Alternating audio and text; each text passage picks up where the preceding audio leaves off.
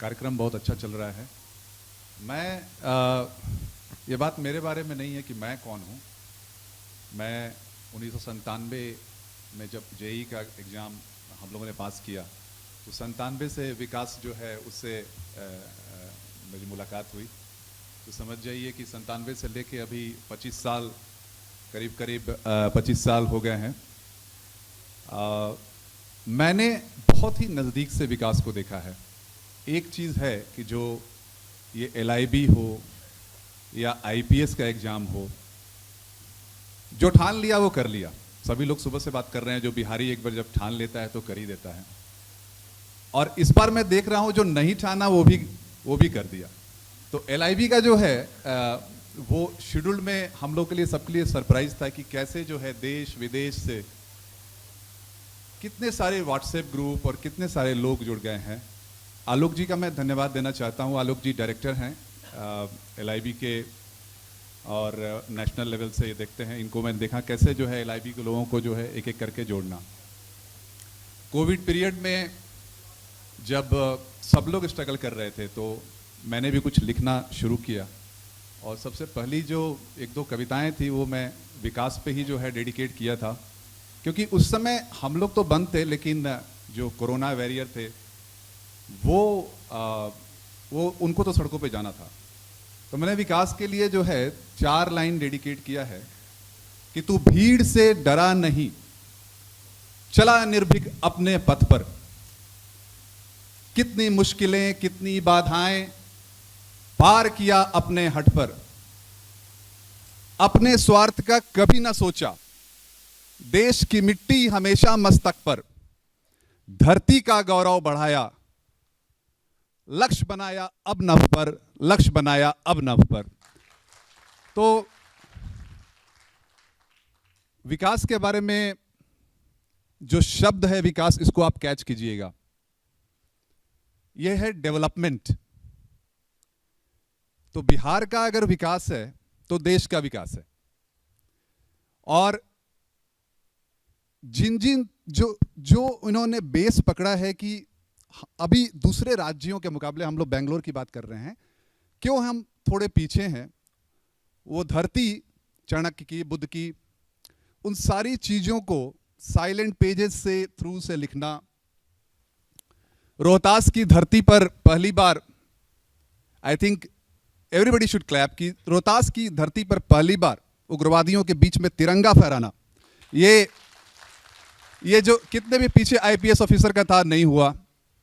सबसे बड़ी क्वालिटी ये है कि IPS होते हुए भी सबके साथ कनेक्ट करना, छोटे से बड़े कोई भी, एवरीबडी इज वेलकम, सबके साथ जो है कनेक्ट करना। तो मेरा जो ये लिखने का सिलसिला जो है विकास का, जो डेडिकेट किया गंगा माँ पे, वो एक किताब के रूप में चली आई। और इनफैक्ट मैं, आप लोग अगर सभी जानते होंगे कि इक्सिगो कंपनी जो है ट्रैवल ऐप, उसके साथ मेरा एक कोलेब्रेशन, एक वॉइस ओवर का था, इंडिया मेरी जान इक्सिगो, आप सर्च कर सकते हैं उसको। देश विदेश में 10 लाख लोगों ने सुना, उसको वायरल बनाता वीडियो। तो इसके साथ मैं जो है ये शब्द कहना चाहता हूं कि LIB प्रोग्राम, इसको आप कीजिए और ऐसा कीजिए कि बेंगलोर जो है द बेस्ट चैप्टर हो, it's not the only chapter, the best chapter. Thank you. Over to you. कुछ और उनके बारे में जानते हैं थोड़ा। एक इंसान तो चाहे क्या कुछ नहीं कर सकता है। IAS एवं IPS के जैसे ऊंचे मुकाम हासिल करने के बाद सामान्य अधिकारी अपने बच्चों की शिक्षा, बड़े बड़े शहरों में फ्लैट एवं अन्य सुख सुविधाओं के बारे में सोचते हैं। उनके विपरीत विकास वैभव जैसे एक वरीय पुलिस अधिकारी नव बिहार की संकल्पना को साकार करने में बिना थके हारे अपनी यात्रा निरंतर जारी रखे हुए हैं। आज क्रिसमस के दिन मोस्ट ऑफ द ऑफिसर्स और प्लस संडे होने के कारण मैक्सिमम लोग अपने घर, अपने परिवार के साथ बिता रहे होंगे। और हमारे विकास वैभव हैं जो मुंबई, दिल्ली, मुंबई, बैंगलोर, इन सब चैप्टर के लोगों से मिलकर उनको प्रेरित कर रहे हैं। ये अपने आप में एक अलग काइंड का अचीवमेंट है। तो इसके लिए I would request all of you to please clap. जैसा कि राकेश जी ने बताया, विकास वैभव ने सासाराम के रोहतास फोर्ट से नक्सलियों को भगाकर वहाँ पहली बार तिरंगा फहराया था और आज रोहतास में जितने भी प्रोग्राम होते हैं, आप अगर देखेंगे फैन फॉलोइंग जो विकास वैभव का है, वो आप पेजेस, फेसबुक कहीं भी आप चेक कर सकते हैं। रोहतास, बगहा, ये सब अपने आप में एक अचीवमेंट बताता है। साल 2007 में उनकी नियुक्ति बिहार के पश्चिम चंबल के बगहा में हुई थी, जहां कभी सबसे अधिक अपराध हुआ करते थे। उन्होंने वहां न केवल वन दस्यु डाकू से क्षेत्र को मुक्त कराया, बल्कि सैकड़ों स्थानीय युवाओं को शिक्षा ग्रहण करने के लिए प्रेरित भी किया था। यही वजह है कि जब इनका ट्रांसफ़र हुआ, उसमें बगहा के लोगों ने बड़ा सा आंदोलन किया था ताकि इनका ट्रांसफ़र रुक जाए वहाँ पे। आज भी बगहा के लोग उस एसपी को याद करते हैं जिसका नाम विकास वैभव है। बगहा में अवस्थित विकास वैभव चौराहा विकास वैभव के प्रति वहाँ के लोगों के प्रेम को आज भी बयां करता है। अपने कार्यकाल के दौरान उन्होंने माफिया डॉन नेता अनंत सिंह आदि समेत कई हाई प्रोफाइल गिरफ्तारियां की हैं। इसी के साथ उन्होंने मुश्किल से मुश्किल केस को भी सुलझाया है। बता दें, वह एनआईए नेशनल इन्वेस्टिगेशन एजेंसी में भी अपनी सेवाएं दे चुके हैं। खास बात यह है कि जब उन्होंने बाहुबली को अरेस्ट करने के एक दिन पहले ही इन्होंने पटना एसएसपी का पदभार ग्रहण किया था। साल 2013 में पटना के गांधी मैदान ब्लास्ट और उसके पहले बोधगया ब्लास्ट की तफ्तीश करने वाली टीम की अगुवाई विकास वैभव ने ही की थी। सबसे खास बात, अपने बिहार के गौरव को वापस लाने हेतु इतिहास के जरिए इन्होंने काफ़ी शोध की है। आईपीएस विकास वैभव बिहार में लेट्स इंस्पायर बिहार मुहिम चला रहे हैं। इसके तहत वह बिहार के युवाओं की सोच बदलने और उनके उज्जवल भविष्य के लिए काम कर रहे हैं। अपने कर्तव्यों के निर्वहन के साथ साथ विकास वैभव बिहार के निराश होते बिहारी युवाओं में जान भरने की मुहिम एलआईबी के तहत काम भी कर रहे हैं। इस मुहिम से बिहार ही नहीं, देश के कई राज्यों के लोग भी जुड़ चुके हैं। इनके अलावा लंदन, न्यूयॉर्क, दुबई और भी अन्य चैप्टर्स फॉर्म हो रहे हैं, तो देश ही नहीं बल्कि विदेश में भी लोग प्रेरित हो रहे हैं। अब गरीब और वंचित परिवारों से आने वाले बच्चों को मुफ्त में आईआईटी और एनईईटी परीक्षा की तैयारी करवाने की मुहिम भी शुरू की जा रही है। इस दुनिया में कई लोग आते हैं, पर कम लोग होते हैं जो खुद के अलावा औरों और खासकर अपनी मातृभूमि के लिए कुछ सोचते हैं। आदरणीय विकास वैभव पूरे बिहार की छवि को इतिहास के बिहार जैसा बनाने हेतु निरंतर प्रयासरत हैं। यह बिहार तो हमारा भी है, पर कभी भी इस तरह की सोच हमारे आपके मन में इस प्रकार से नहीं आई। आइए इस कार्यक्रम से जुड़े और बिहार के गौरवमय इतिहास को वापस लाने में माननीय श्री विकास वैभव के इस पुनीत कार्य का सहयोग करें। आइए मिलकर प्रेरित करें बिहार। अब मैं मंच पे आमंत्रित करना चाहूँगा आज के मुख्य अतिथि माननीय श्री विकास वैभव जी का, कि वो मंच पे आए और हमें और हमारे ऑडियंस को कृपया प्रेरित करें। माननीय विकास वैभव जी। धन्यवाद कृष्णा जी। कार्यक्रम में उपस्थित चंद्रभूषण जी, अभिषेक जी, प्रियंका जी, अनुपमा जी, दिल्ली से आए आलोक रंजन जी, पटना से आए सोनू जी, बेंगलोर में बहुत समय से रह रहे अपने ही बिहार के सभी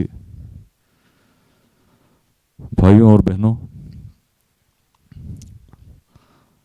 कल मुंबई में था,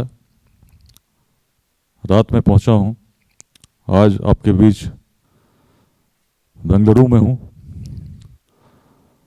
बड़ी आशा के साथ, मन में एक आकांक्षा के साथ इतनी दूर आया हूं। मन भावुक सा भी है और आशान्वित भी है। कुछ समय पहले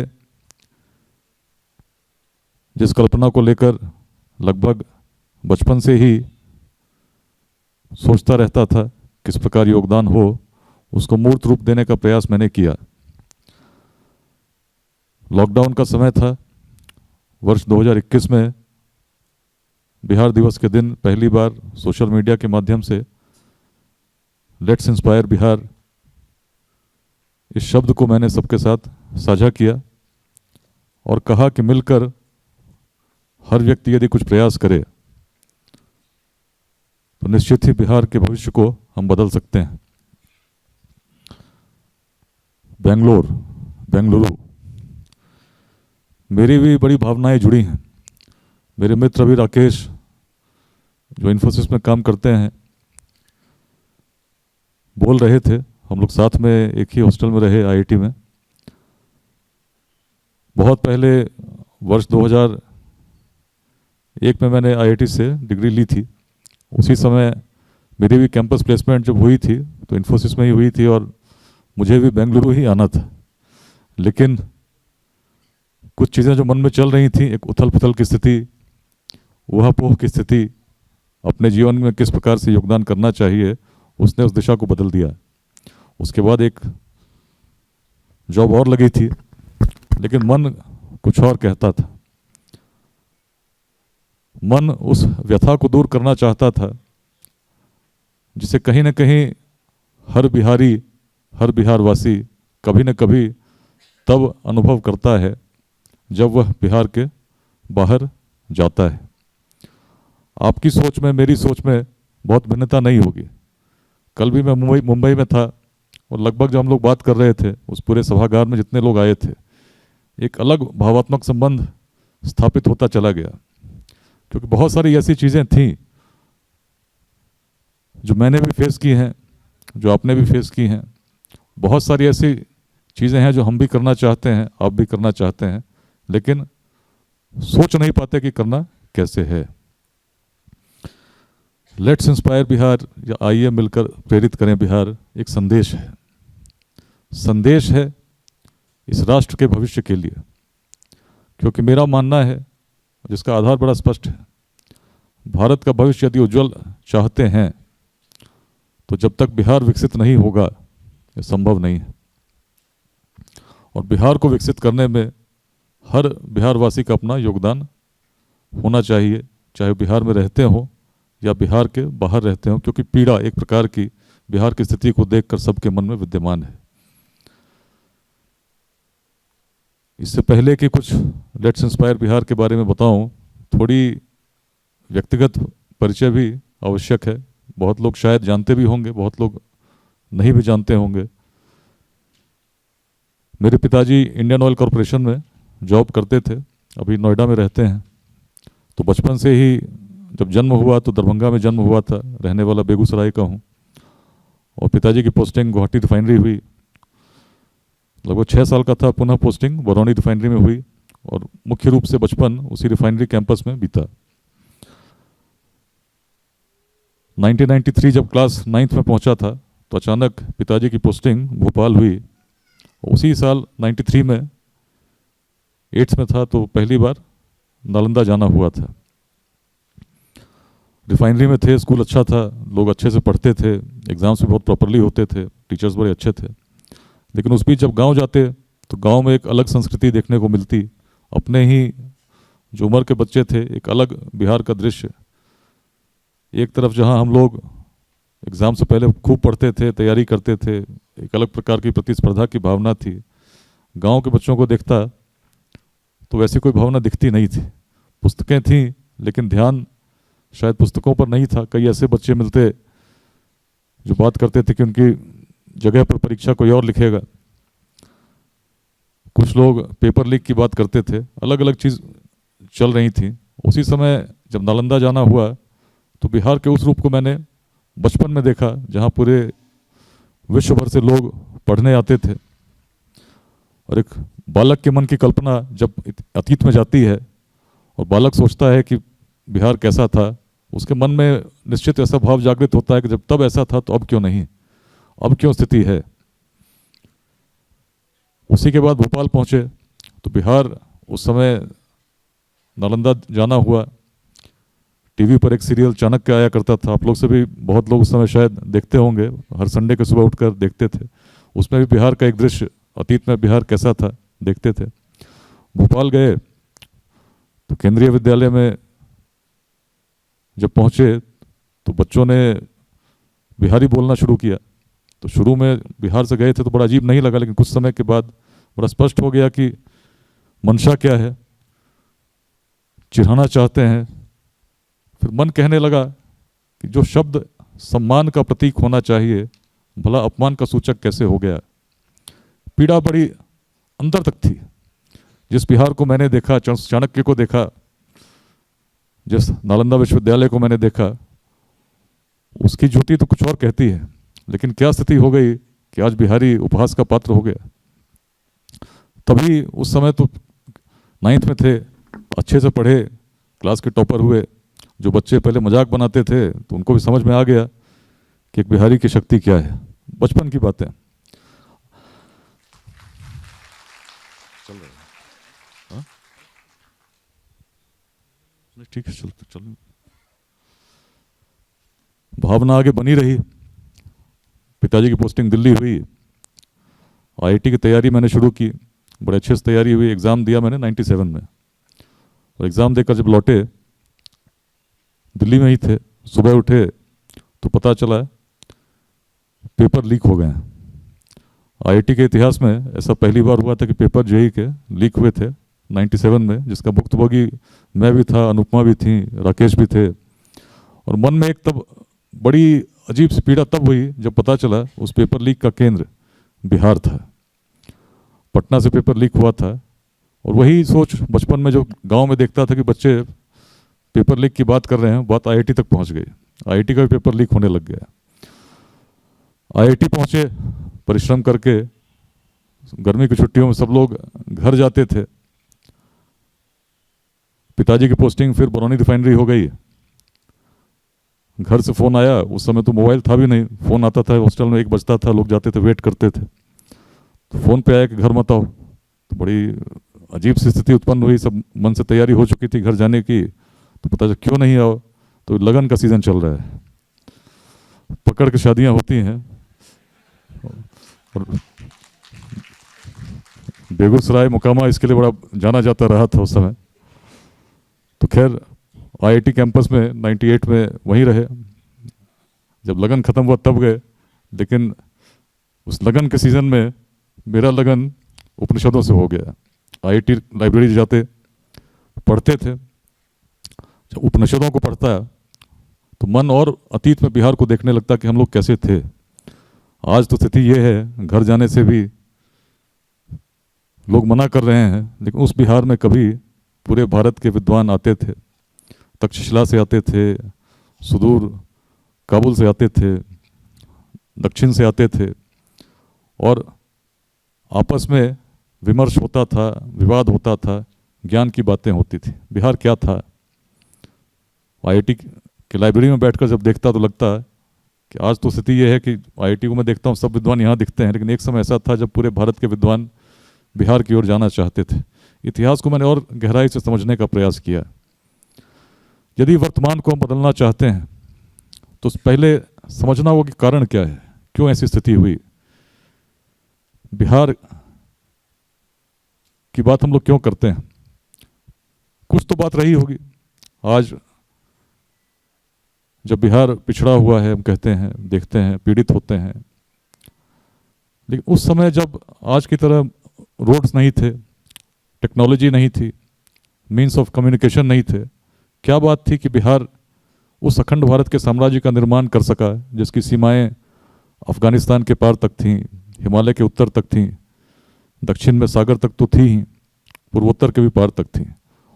और ये तो केवल क्षेत्रीय परिभाषा हो सकती है, लेकिन उसका प्रभाव कहाँ तक था।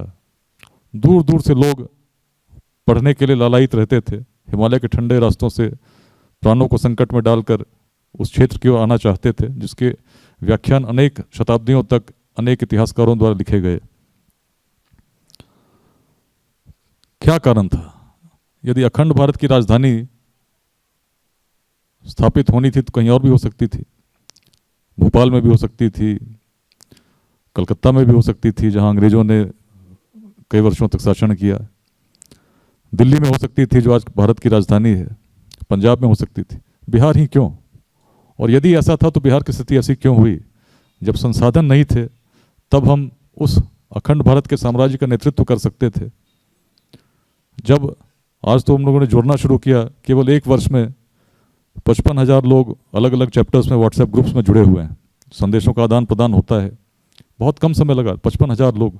लेकिन उस समय जब लोगों को जोड़ना भी आसान नहीं था, कैसे संभव था कि उत्तर बिहार का क्षेत्र, जिसमें उत्तर में हिमालय, दक्षिण में गंगा, पूरब में कौशिकी कोसी और पश्चिम में नारायणी गंडक के बीच का क्षेत्र, जिसे वज्जी महाजनपद कहते थे, उसमें 7,707 गणराजा चुने जाते थे और चुनकर वैशाली के संथागार में प्रतिवर्ष एकत्रित होते थे, अपने गणाधिपति को चुनते थे।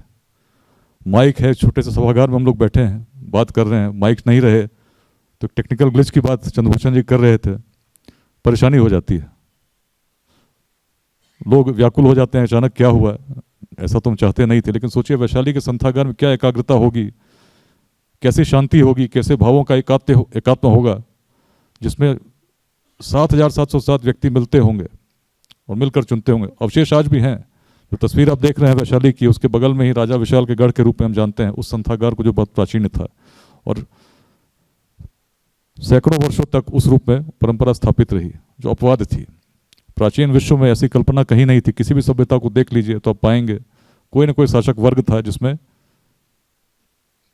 उन्हीं शासक वर्ग से ही व्यक्तियों के चयन का आधार माना जाता था।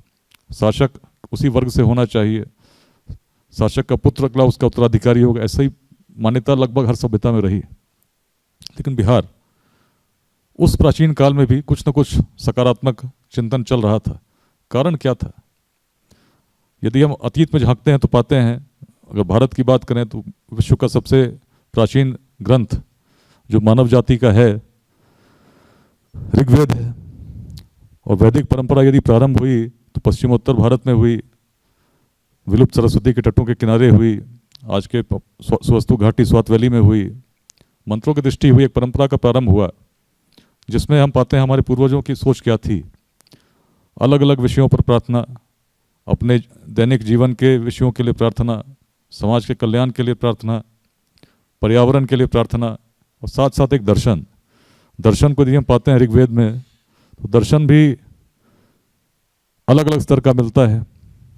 नासदीय सूक्त को पढ़ते हैं तो सृष्टि के प्रारंभ की बात होती है, सृष्टि कैसे उत्पन्न हुई, शुरू में क्या था, कल्पना मिलती है, कुछ था ही नहीं, कहीं कुछ नहीं था, सब कुछ ऐसा भी कुछ नहीं था जिसने किसी को ढका हुआ था, न जल था न थल था, कुछ था ही नहीं। लेकिन अचानक एक मन में भाव जगा, चीज़ें जगीं, उस भाव ने उस रूप को ग्रहण किया जिससे पूरा सृष्टि निर्मित हो गया। और पूरी सृष्टि जब निर्मित हुई तो जिसने उसका निर्माण किया, शायद वह भी जानता है या नहीं जानता कि उसका निर्माण किसने किया। इस भाव को हम ऋग्वेद में पाते हैं। एक प्रश्न जिसके उत्तर के लिए अनेक ऋषियों ने चिंतन किया, दृष्टि दी, अनेक ऋचाएँ निर्मित हुई और वैदिक परंपरा बढ़ती रही। सामवेद आया, यजुर्वेद आया, अथर्ववेद आया। कालांतर में अनेक दृष्टाओं ने अपनी दृष्टि को समाज के साथ साझा किया। लेकिन उस परंपरा की अभिवृद्धि जब हुई, बढ़ती गई। किसी भी चीज़ में जब चीज़ें बढ़ती हैं तो बढ़ती जाती हैं। एक समय ऐसा आया जब माना गया कि इसके आगे अब कुछ नहीं है। उत्कृष्ट ज्ञान को हम प्राप्त कर चुके हैं। उत्कृष्ट ज्ञान का यदि कोई स्रोत है तो उपनिषद है। उपनिषद मतलब गुरु के समीप बैठना। और तब उसको हम लोगों ने कहा वेदांत। लेकिन वेदांत की भूमि क्या थी? कितने लोग जानते हैं वेदांत कहाँ लिखा गया था? बिहार। और बिहार में कहाँ? मिथिला के जंगलों में, राजा जनक के दरबार में। वहाँ ऐसी चर्चाएं होती थीं जिसमें हम पाते हैं चर्चाओं का स्तर क्या था। जो प्रश्न नासदीय सूक्त में अनुत्तरित पाते हैं, जब वेदांत को पढ़ते हैं तो हर प्रश्न का समाधान मिल जाता है। कल्पना क्या थी जिसकी हम तलाश अन्यत्र कर रहे हैं, तो वो तो हमारे अंदर है। अहम ब्रह्मास्मि तत्त्वमसि, ऐसे मंत्रों के दृष्टा हमारे अपने बिहार के थे। और जब उनको पढ़ते हैं तो भाव क्या था कि हर व्यक्ति में उसी परमात्मा का स्वरूप है जो कहीं ना कहीं पूरी सृष्टि को संचालित करता भी है। और इस प्रकार से हर व्यक्ति में उस क्षमता है जो समस्त सृष्टि को संचालित कर सकते हैं। ऐसी सोच, ऐसी दृष्टि यदि कहीं उत्पन्न हुई, बिहार में हुई। और यही कारण था कि सोच अलग थी। जो सोच व्यक्ति तो व्यक्ति छोड़ दीजिए, जीवात्माओं में भी विभेद नहीं करती हो, उस सोच के साथ यदि हम आगे बढ़ेंगे तो कैसी चीज़ें दिखेंगी। बिहार में कुछ वैसा ही तो हुआ। प्राचीन प्रेरणा ने ऐसा स्थान बनाया लोगों के मनों में कि जातियां तब भी थीं, पूरे भारत में थीं, लेकिन बिहार में जातिवाद उस प्रकार हावी नहीं था। यदि रहा होता तो मगध में कभी नंद वंश का उदय नहीं होता। प्राचीन सभ्यताओं में यदि कोई अपवाद प्रस्तुत करने का प्रयास करता हो तो निश्चित उसका विरोध किया जाता रहा होगा। पूरे विश्व में किया जाता था, भारत में भी किया जाता था, और मगध में तो निश्चित हुआ होगा। लेकिन सोच क्या थी? शासकों के चयन में भी जाति अवरोध उत्पन्न नहीं कर सकी। यदि बिहार के उस समय को देखते हैं जिसको हम स्वर्णिम काल कहते हैं, कौन लोग थे जो शासन कर रहे थे? क्या क्षत्रिय थे? भारत के अन्य क्षेत्रों में देखते हैं तो पाते हैं कि लोग क्षत्रिय थे, उनके उत्तराधिकारी उनके पुत्र बनते थे। लेकिन बिहार की परंपरा कैसी थी? मगध की परंपरा तो अलग थी। नंद वंश के उदय को हमने देखा, आने वाले समय में गुप्त वंश को देखा। ये सभी ऐसे वंश थे जो सामान्य रूप में किसी और स्थान पर अब शासन करते हुए नहीं पाते हैं। वैशाली कोई व्यक्ति शासन कर सकता है, इस अवधारणा को जन्म देने का यदि कोई स्थान था तो प्राचीन बिहार था। आज पूरे विश्व में प्रजातंत्र आदर्श है। जिस क्षेत्र में प्रजातंत्र नहीं हो, हम सोचते हैं कि होना चाहिए, लेकिन यदि उत्पत्ति कहीं हुई तो बिहार से ही तो हुई। प्राचीन काल में वेदांत की दृष्टि, चीज़ें जब आगे बढ़ने लगी तो हम देखते हैं शासन व्यवस्था तक में एक अपवाद, कुछ अच्छा करने का प्रयास, और तभी तो ज्ञान हो, विज्ञान हो, तत्व हो, सिद्धांत हो, इन सब की जननी यदि कोई रही तो बिहार रही। आज भारत में जितनी नृत्य परंपराएं हैं, इनका भी आधार यदि कहीं पाते हैं तो मगध पाटलिपुत्र में उत्खनन हुए, आप पाएंगे किस प्रकार के आभूषण हैं, किस प्रकार की वेशभूषाएं हैं जो उस समय टेराकोटा की छोटी छोटी मूर्तियों में मिलती हैं, मृदभांडों पर अंकित मिलती हैं। भाषा जिसका प्रभ्रंश होता चला गया, किस प्रकार उसने अलग अलग रूप ग्रहण किए, लेकिन संस्कृति का केंद्र क्या था? कल मुंबई में थे, मैंने पूछा कि बताओ भारत का सबसे ओल्डेस्ट मैन मेड केव कहाँ था? कहाँ था? बराबर केव्स। क्यों? अजंता एलोरा भी उसके बहुत बाद की बात है, लेकिन अगर प्राचीन प्रेरणा कहीं जगी तो बिहार में जगी। क्यों ये बातें मैं कर रहा हूँ? इतिहास की बात हम करेंगे, आप कहेंगे इतिहास की बात कर रहे हैं, लेकिन इतिहास में वो प्रेरणा विद्यमान है जो हमको समझने में मदद करती है कि हम आगे क्या कर सकते हैं। बिहार जब मैं देखता हूँ उस प्राचीन काल में, उस ज्ञान की भूमि के रूप में देखता हूँ जहाँ वेदांत का जन्म हुआ, और जब चीज़ें आगे बढ़ने लगीं तो जब ऑक्सफोर्ड और कैम्ब्रिज की कल्पना यूरोप में नहीं हुई थी, तब नालंदा और विक्रमशिला हमारे यहाँ स्थापित थीं। विश्व भर से लोग आते थे। जहाँ ज्ञान होगा निश्चित है चीज़ें और बढ़ती हैं। शौर्य की भूमि, कैसा शौर्य था? अलेक्जेंडर द ग्रेट, सभी बचपन से हम लोग नाम सुनते आते हैं। विश्व विजय की कल्पना लेकर चले थे। यूरोप का कोई देश बाकी नहीं रहा जहाँ जीते नहीं। पर्शिया उस समय की बड़ी महान सभ्यता थी, उसको भी पराजित करते हुए जब भारत की ओर बढ़े तो भारत की स्थिति बड़ी अलग थी।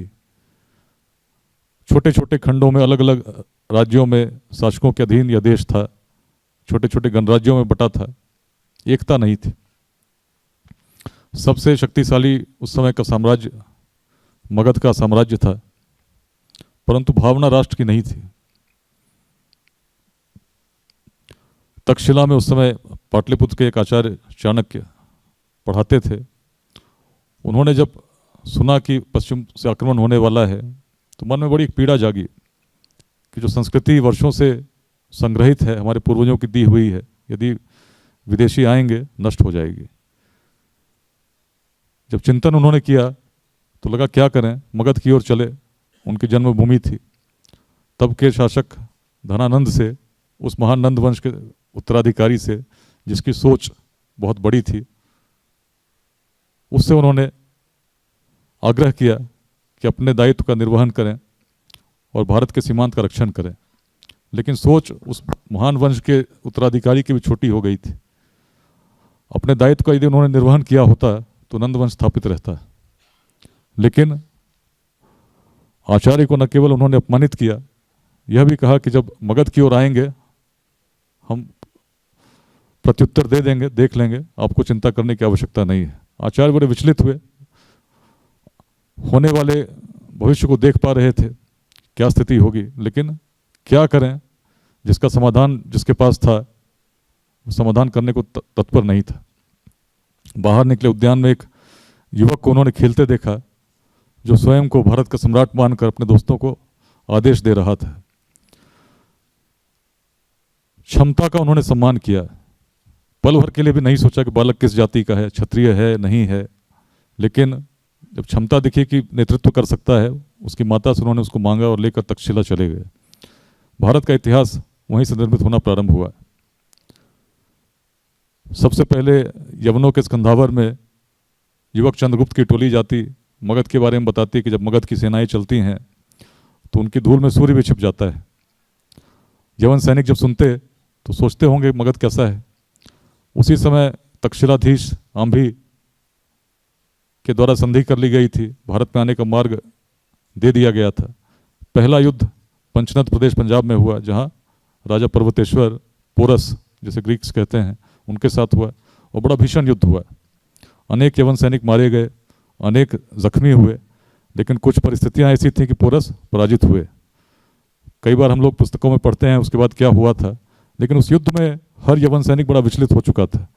हाथियों से सामना, युद्ध के लिए तैयार हाथियों से सामना उससे पहले उनका नहीं हुआ था। और तब जब उन्होंने सुना कि मगध में यहाँ तो कुछ ही हाथी थे, कुछ ही अश्व थे, जब मगध की सेनाएं आएंगी तो एक भी यवन बच नहीं पाएगा, और जो पूरे विश्व को जीत चुके थे उनके मन में भी एक प्रकार का ऐसा भय उत्पन्न हुआ कि उन्होंने विद्रोह कर दिया। अलक्षेंद्र 3 दिनों तक शिविर में बैठे रहे, मनाने का प्रयास करते रहे कि सैनिक मान जाए, लेकिन एक भी सैनिक आगे जाने के लिए तैयार नहीं हुआ।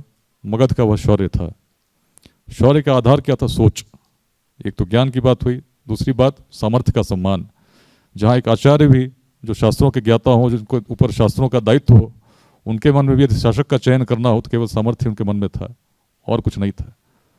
यह हमारे बिहार की दृष्टि थी, जिसके आगे तब के सबसे महान योद्धा अलक्षेंद्र को भी लौटना पड़ा। और ये बात अलक्षेंद्र की हुई तो इतिहास में ग्रीक इतिहासकार वर्णित करते हैं। उससे और बहुत पहले जाते हैं, बिहार क्या था और पहले। महाभारत में भगवान श्री कृष्ण स्वयं कहते हैं जरासंध के सामर्थ्य के कारण उनको अपनी राजधानी मथुरा से द्वारका ले जानी पड़ी। महाभारत में वर्णित है कि जब जरासंध को क्रोध आया था, अब श्यामानंद जी बैठे हैं, श्यामानंद जी भी दुबई से अंतर्राष्ट्रीय लेवल पर फाइट जीत कर आए हैं, जिसमें रियल फाइट होती है। बिहार के गौरव हैं, भारत के गौरव हैं। अनेक कल हम लोगों ने मुंबई में गदा भेंट की थी, उसको मैंने बताया कि जब जरासंध को क्रोध आया तो उसने अपनी गदा घुमाकर फेंकी। महाभारत में लिखा हुआ है, और गदा जब गिरा तो मथुरा के समीप गिरा, जिसको देखकर पूरे मथुरावासी भयभीत हो उठे। और तब भगवान श्री कृष्ण ने निर्णय लिया कि राजधानी मथुरा से द्वारका ले जाएंगे। लेकिन हो सकता है कहावत या कहानी किसी कवि के मन की हो कि गदा घूमता है और इतनी दूर जाकर गिरता है, जो व्यक्तिगत रूप से मानवीय रूप से संभव नहीं प्रतीत होता। लेकिन संदेश क्या था? प्रभाव वहां तक था, मगध का प्रभाव वहां तक था। इसीलिए जब जरासंध वध के आख्यान को पढ़ते हैं तो पाते हैं यदि किसी व्यक्ति को हस्तिनापुर से या इंद्रप्रस्थ से राजगृह की ओर आना हो तो कैसे आएंगे? नदी के मार्ग से आएंगे, गंगा किनारे चलेंगे, आज भी वही मुख्य मार्ग है। लेकिन उस समय भगवान श्री कृष्ण, अर्जुन और भीम जब चले तो इस मार्ग से नहीं चले। महाभारत में वर्णित है, उत्तर कुरु के माध्यम से नेपाल के जंगलों में प्रविष्ट हुए और गंडक के किनारे बिहार की सीमाओं के अंदर प्रविष्ट हुए, और चलते चलते सोनपुर के पास उन लोगों ने नदी पार की और गोरखगिरी, जो आज की बराबर केव्स, जो पहाड़ी जिस पर अवस्थित है, उस पहाड़ी पर चढ़कर जब भगवान श्री कृष्ण ने राजगृह की ओर देखा तो कहा इस नगर को सीधे युद्ध में जीतना संभव नहीं है। और तब उनके मन में मल्ल युद्ध का विचार आया, और क्षत्रियों के वेश में नहीं आए थे, क्योंकि किसी भी क्षेत्र में जो राजा थे मगध के अधीन थे, उनका प्रभाव था। अनेक राजा तो बंदी बना लिए जा चुके थे, जिनको स्वतंत्र करने के लिए, जिनको मुक्त करने के लिए ही जरासंध वध की बात उनके मन में आई थी। और तब किस प्रकार से जरासंध का वध हुआ सभी लोग परिचित हैं। लेकिन मगध का शौर्य क्या था उस प्राचीन काल में, सोच क्या थी, बताने के लिए आवश्यक, क्योंकि हम क्या हैं, क्या थे, जानना जरूरी है। ज्ञान की भूमि, शौर्य की भूमि। और शौर्य की भूमि की यदि बात करें तो अलेक्जेंडर की हम लोगों ने बात की, लेकिन एक जो बहुत बड़ा गुण था जिसको हम भूलते जा रहे हैं, उद्यमिता की भूमि। प्राचीन भारत में जो व्यापार होता था उसका प्रमुख केंद्र बिहार था। यदि भारत के इतिहास को पढ़ते हैं तो पाते हैं कि सैकड़ों वर्षों तक जिस इतिहास को हम पढ़ते हैं उसमें चर्चा यदि किसी क्षेत्र की होती है तो बिहार की होती है। और बिहार की उद्यमिता क्या थी? व्यवसायी अनेक देशों में जाते थे, व्यापार करते थे, अनेक देशों से लोग आते थे। जब आते थे तो बिहार के नगरों में घूमते भी होंगे, प्रेरित होते थे। मेगास्थनीज ने उस समय 3rd सेंचुरी BC में पाटलिपुत्र को विश्व का सर्व प्रमुख बेस्ट एडमिनिस्ट्रेटेड नगर बताया था। लेकिन बौद्ध ग्रंथों ने चंपा को विश्व का पहला नगर बताया। पहला नगर यदि किसी क्षेत्र को कहा जाए तो क्या गुण होंगे? क्यों कहा गया होगा? कुछ तो बात रही होगी। चंपा कहाँ है? आज यदि हम गूगल पर सर्च करेंगे चंपा कहाँ है? भागलपुर। लेकिन आप गूगल पर सर्च करके देख लीजिए, बहुत समय के बाद ही आपको मिलेगा कि चंपा भागलपुर में कभी थी। चंपा अगर आप सर्च करेंगे तो आपको मिलेगा चंपा एम्पायर वियतनाम, क्योंकि 2nd सेंचुरी AD से लेकर 17th सेंचुरी AD तक चंपा के नाम से वियतनाम जाना गया। क्यों जाना गया? अचानक किसी के मन में सोच तो नहीं आई होगी। जब पढ़ते हैं, देखते हैं तो पाते हैं कि दक्षिण पूर्वी एशिया के अनेक नगरों के नाम प्राचीन बिहार के नगरों के नाम से मिलते जुलते हैं। और केवल दक्षिण पूर्वी एशिया तक की बात नहीं है, बात कोरिया तक चली जाती है, जापान तक चली जाती है। ऐसी प्रेरणा विद्यमान थी उस भूमि में। और चंपा क्यों? चंपा कहाँ स्थित है? ताम्रलिप्ति बे ऑफ बंगाल में एक पोर्ट था जिसमें अनेक नौकाएं आती थीं, अरब कंट्रीज से भी आती थीं, यूरोप से आती थीं। और वहाँ से नदी मार्ग से सामग्री चंपा तक पहुँचती थी, जहाँ से सड़क मार्ग से लोग पूरे उत्तर भारत में व्यापार के लिए उसे ले जाते थे। इतिहास है। आज भी भागलपुर में अवशेष विद्यमान है चंपा के। अगर आप जाएंगे नाथनगर जो कैंपस है उसके आगे नदी चंपा नदी भी है, चंपा नाला के रूप में आज स्थित है। उद्यमिता, जब उस समय को पढ़ते हैं तो पाते हैं भगवान बुद्ध की सभाएं जब चंपा में लगती थी, राजगृह में लगती थी, श्रावस्ती में लगती थी, तो ऐसे श्रेष्ठी थे जो उस भूमि को जहाँ पर सभा लगी हो सोने के सिक्के बिछाकर खरीदने का सामर्थ्य रखते थे। और एक नहीं थे, अनेक थे। उनमें होड़ लगी रहती थी कौन व्यक्ति इस भूमि को खरीदेगा जहाँ बुद्ध रहे हों। इतना सोना कहाँ से आया? और इतना सोना यदि नहीं रहा होता तो ग्रीक इतिहासकार भारत को सोने की चिड़िया क्यों कहते? और यदि भारत को सोने की चिड़िया कहते थे तो किस भारत को कहते थे? भारत का वो कौन सा क्षेत्र था जिसमें इतना स्वर्ण विद्यमान था? बिहार ही तो था। अतीत की बात है और बहुत पुरानी बात नहीं है। केवल 1000 वर्ष पहले पूरे तिब्बत के लोगों ने सोना दान दिया था। पहले ज़माने में कोई बैंक तो होता नहीं था, लोग घरों में सोना रखते थे, उस समय के लिए रखते थे जब कोई आपदा आ जाए, कोई आवश्यकता पड़ जाए। और जब राजा को युद्ध में जाना हो तो राज्य की तरफ से आह्वान होता था कि जो व्यक्ति दान कर सकते हैं कुछ दान करें, ताकि एक राशि एकत्रित हो जिससे हम सभी सैनिकों का भरण पोषण कर सकें, युद्ध के लिए सामग्री तैयार कर सकें। लगभग हर राज्य में उस समय स्थिति थी। लेकिन तिब्बत के लोगों ने जब सोना दान दिया था तो क्या युद्ध के लिए दिया था? कौन से युद्ध में जाना चाहते थे? भावना ही अलग थी। हर तिब्बतवासी ने अपने घर से सोना दान दिया था। इसलिए दिया था ताकि ऐसी राशि एकत्रित हो जिससे विक्रमशिला से किसी आचार्य को आमंत्रित किया जा सके। और पहली बार जब राजा लाल लामा के कहने पर आज से लगभग 1000 वर्ष पहले मंडली विक्रमशिला की ओर आई, हिमालय के ठंडे रास्तों से चलती आई, तो आचार्यों ने उस आमंत्रण को अस्वीकार कर दिया। उस समय विक्रमशिला विश्व के प्रमुख ज्ञान केंद्र के रूप में स्थापित थी, जहां विश्व भर से लोग आते थे।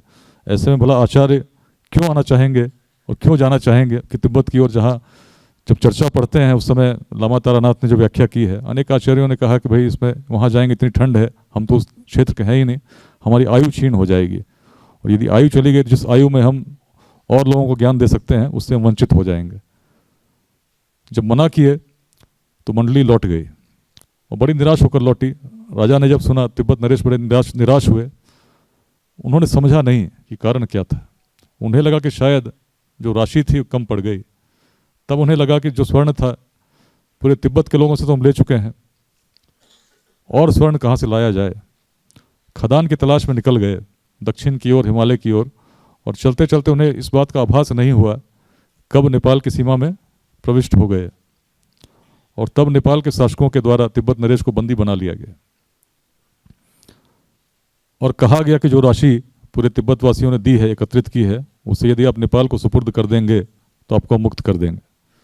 नरेश बड़े व्याकुल थे, मन में भावना ज्ञान की थी, यहाँ बंदी हो गए। उनके पुत्र आए तो पुत्र ने कहा कि क्यों न राशि हम दे दें, लेकिन नरेश की महानता अलग थी।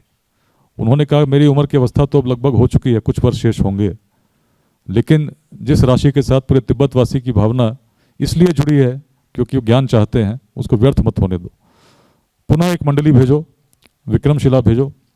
और तब एक मंडली दोबारा विक्रमशिला की ओर गई, और जब आचार्यों ने सुना कि उनके अस्वीकार करने के कारण तिब्बत नरेश की ऐसी दुर्दशा हुई, वो भी बड़े विचलित हुए। लेकिन तब भी 3 वर्ष लगे उस तैयारी में जिसमें तिब्बत जाना था। और 3 वर्षों के बाद आचार्य आतिश दीपंकर श्री ज्ञान तिब्बत गए और तिब्बत बदल गया। आज भी हर तिब्बती, चाहे भारत में रहता हो, तिब्बत में रहता हो, विश्व के किसी क्षेत्र में रहता हो, उस आचार्य का स्मरण करता है जो कभी विक्रमशिला से वहाँ गए थे, क्योंकि पूरे तिब्बत में ज्ञान के बीज वहीं बोए गए। हर तिब्बती उस ज्ञान को धारण करता है जिसे कभी विक्रमशिला ने उत्पन्न किया था। किसी अन्य देश में चले जाइए, जापान चले जाइए, कोरिया चले जाइए, आप बताएंगे।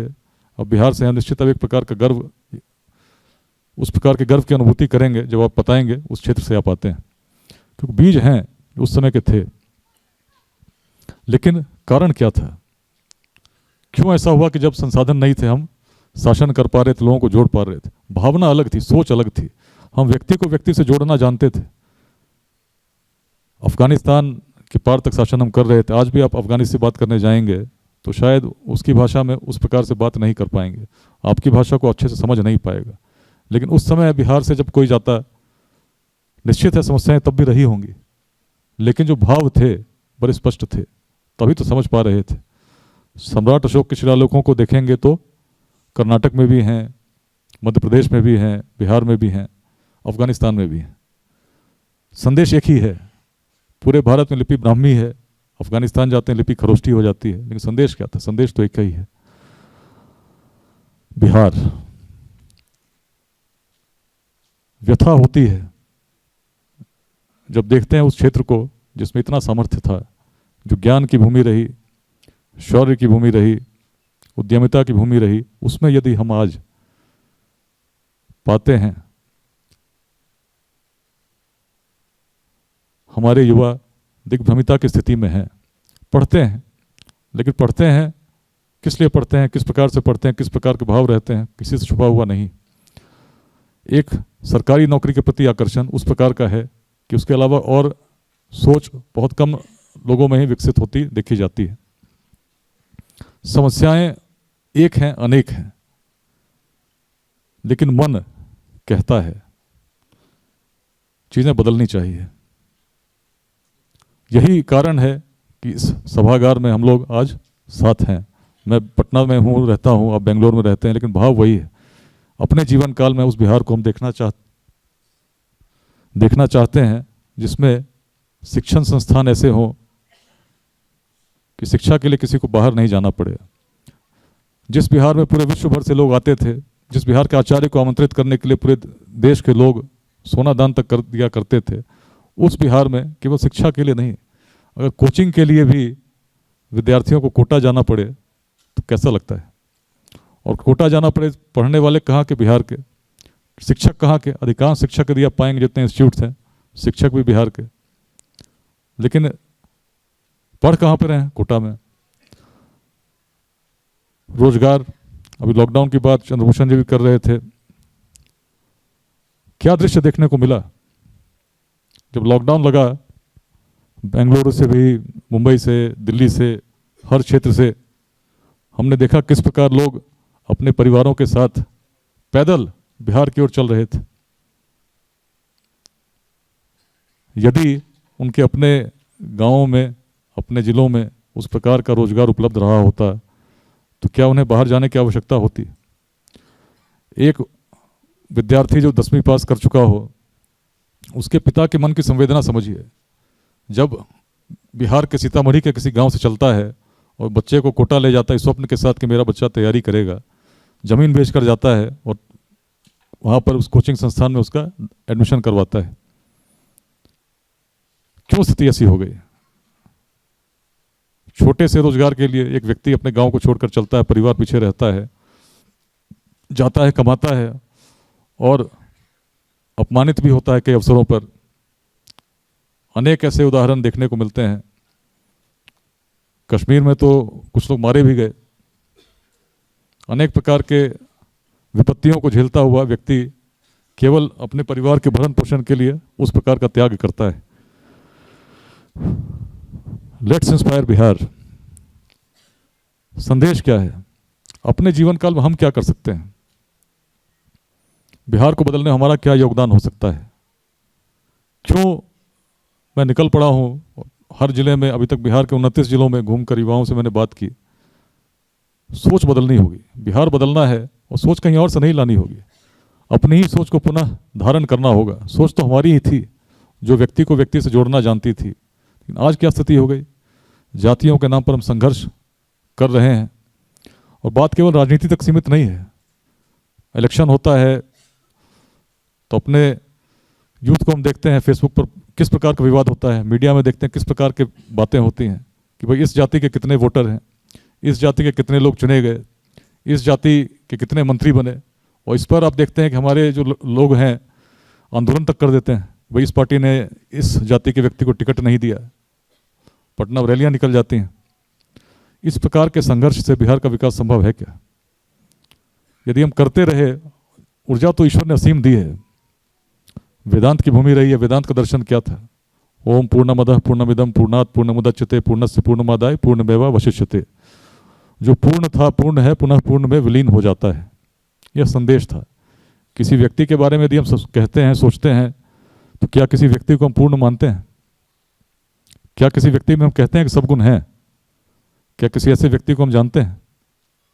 जानते हैं क्या जिसके बारे में हम कह सकेंगे कि बिल्कुल परफेक्ट हैं, कंप्लीट हैं? लेकिन ऋषि की दृष्टि क्या थी? ऋषि ने कहा जो पूर्ण है पूर्ण ही रहता है, पुनः पूर्ण में विलीन हो जाता है।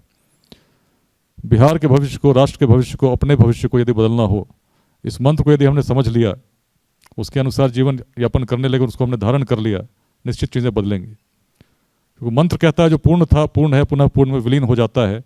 कहने का भावार्थ क्या है? यदि सोने को हम काटेंगे, छोटे छोटे खंडों में विभाजित करेंगे, तो छोटा सा जो कण होगा उसमें क्या गुण होंगे? उसी सोने के तो होंगे। सोने को कितना भी काटेंगे, लोहे के गुण तो नहीं आ जाएंगे। और जब हम कहते हैं कि हर आत्मा में परमात्मा का अंश है, कहते हैं ना, कहते हैं, मानते हैं, अपने बच्चों को भी बताते हैं कि भाई हर आत्मा में परमात्मा का अंश है।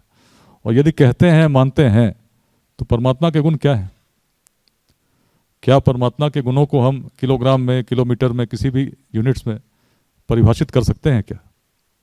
यदि परिभाषित करने की चेष्टा भी करेंगे तो क्या पाएंगे? यही कहेंगे ना, असीम, असीम शक्ति का स्रोत जिसकी कोई व्याख्या नहीं हो सकती, इनफाइनाइट। और यदि उस इनफाइनाइट का अंश हर व्यक्ति में है, जो यहाँ विद्यमान हो, इस कक्ष के बाहर हो, तो उस अंश का गुण क्या होगा? इन्फिनिटी को भी यदि हम काटते हैं, डिवाइड करते हैं, तो गणित तो यही बताता है ना कि इन्फिनिटी को कितना भी छोटा काटोगे तो जो असीम है असीम ही रहता है। It can not be divided. तो हर व्यक्ति का सामर्थ्य क्या है? असीम है। कई बार हम लोग सोचते हैं कि लक्ष्य कठिन है, विद्यार्थी सोचता है कि परीक्षा में पास होना कठिन है, अंक लाने कठिन है। लेकिन जीवन की यात्रा को इस रूप में देखो, इस दर्शन के साथ देखो, चीजें बिल्कुल स्पष्ट दिखती हैं। तभी तो स्वामी विवेकानंद ने कहा कि यदि किसी लक्ष्य को कठिन मानते हो, तो जिस व्यक्ति में पूरे सृष्टि को संचालित करने की क्षमता हो, वह यदि कहे कि कोई लक्ष्य कठिन है, तो निश्चित उसने अपने आंखों पर पट्टियां बांध रखी हैं। और यदि जब बिहार में हम बात करते हैं कि बिहार हमारे जीवन काल में परिवर्तित हो सकता है, और व्यक्ति कहता है कि बिहार में कुछ नहीं हो सकता, बिहार जातिवादी मानसिकता से ग्रसित है, लोग आगे नहीं बढ़ सकते, तो निश्चित उसने भी अपनी आंखों पर पट्टियां बांध रखी हैं। परिवर्तन होता है। परिवर्तन तब होता है जब व्यक्ति अपने निस्वार्थ भाव के साथ जागता है और कहता है कि परिवर्तन का प्रारंभ मैं करूंगा। जब दूसरे पर आश्रित नहीं होता, दूसरे की ओर नहीं देखता, अपने प्रेरणा स्वयं ग्रहण करता, उस प्रेरणा के साथ आगे चलता है। और बिहार ने देखा है, एक आचार्य के मन में जब कल्पना जगी होगी कि पूरे भारत को एकत्रित कर देंगे, निश्चित लोगों ने उपहास बनाया होगा। तक्षशिला में रहने वाला आचार्य बिहार में आकर सम्राट से याचना करता है, सम्राट मना कर देते हैं, फिर भी चलता है, मन की भावना झुकती नहीं। आज तो संसाधन है, माध्यम है जिससे हम लोगों को जोड़ सकते हैं, तब तो माध्यम भी नहीं थे। भाषा का भी विभेद था, लेकिन कोई विभेद नहीं रहा जब मन के भाव बड़े स्पष्ट थे। आलोक जी बोलते हैं कि भाई आप तो बड़ी क्लिष्ट हिंदी में बात करते हैं, लोग आपकी बात नहीं समझेंगे। तो मैं कहता हूं जो मन की भावना होती है यदि शुद्ध हो तो भाषा कैसी भी हो, भावना मन तक पहुंचती है।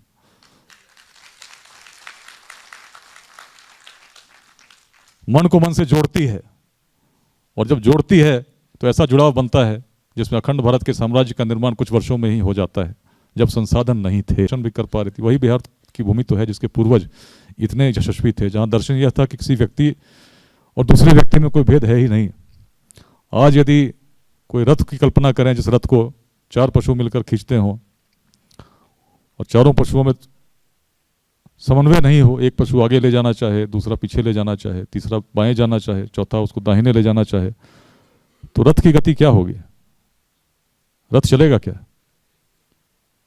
स्थिर रहेगा, हिलेगा ही नहीं। बिहार की स्थिति क्या है?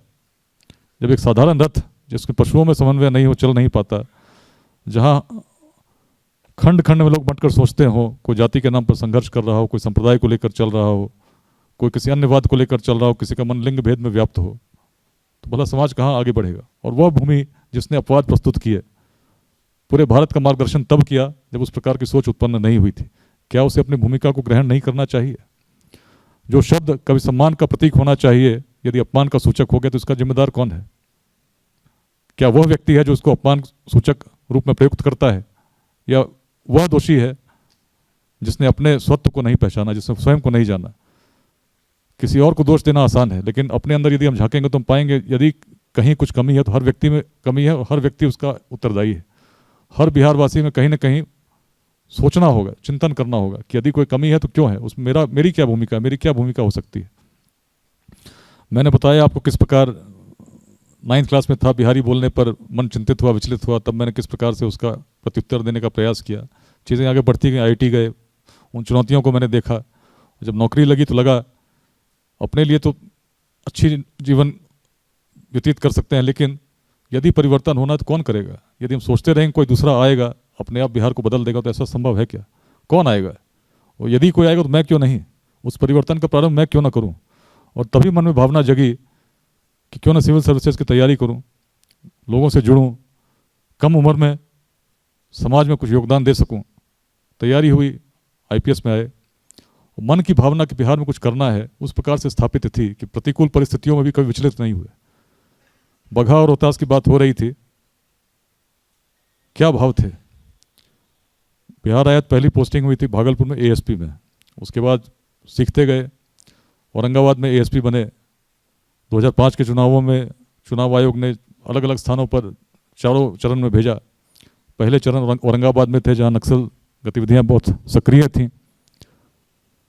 दूसरे चरण में राघोपुर, वैशाली में, दियारे में भेजा गया।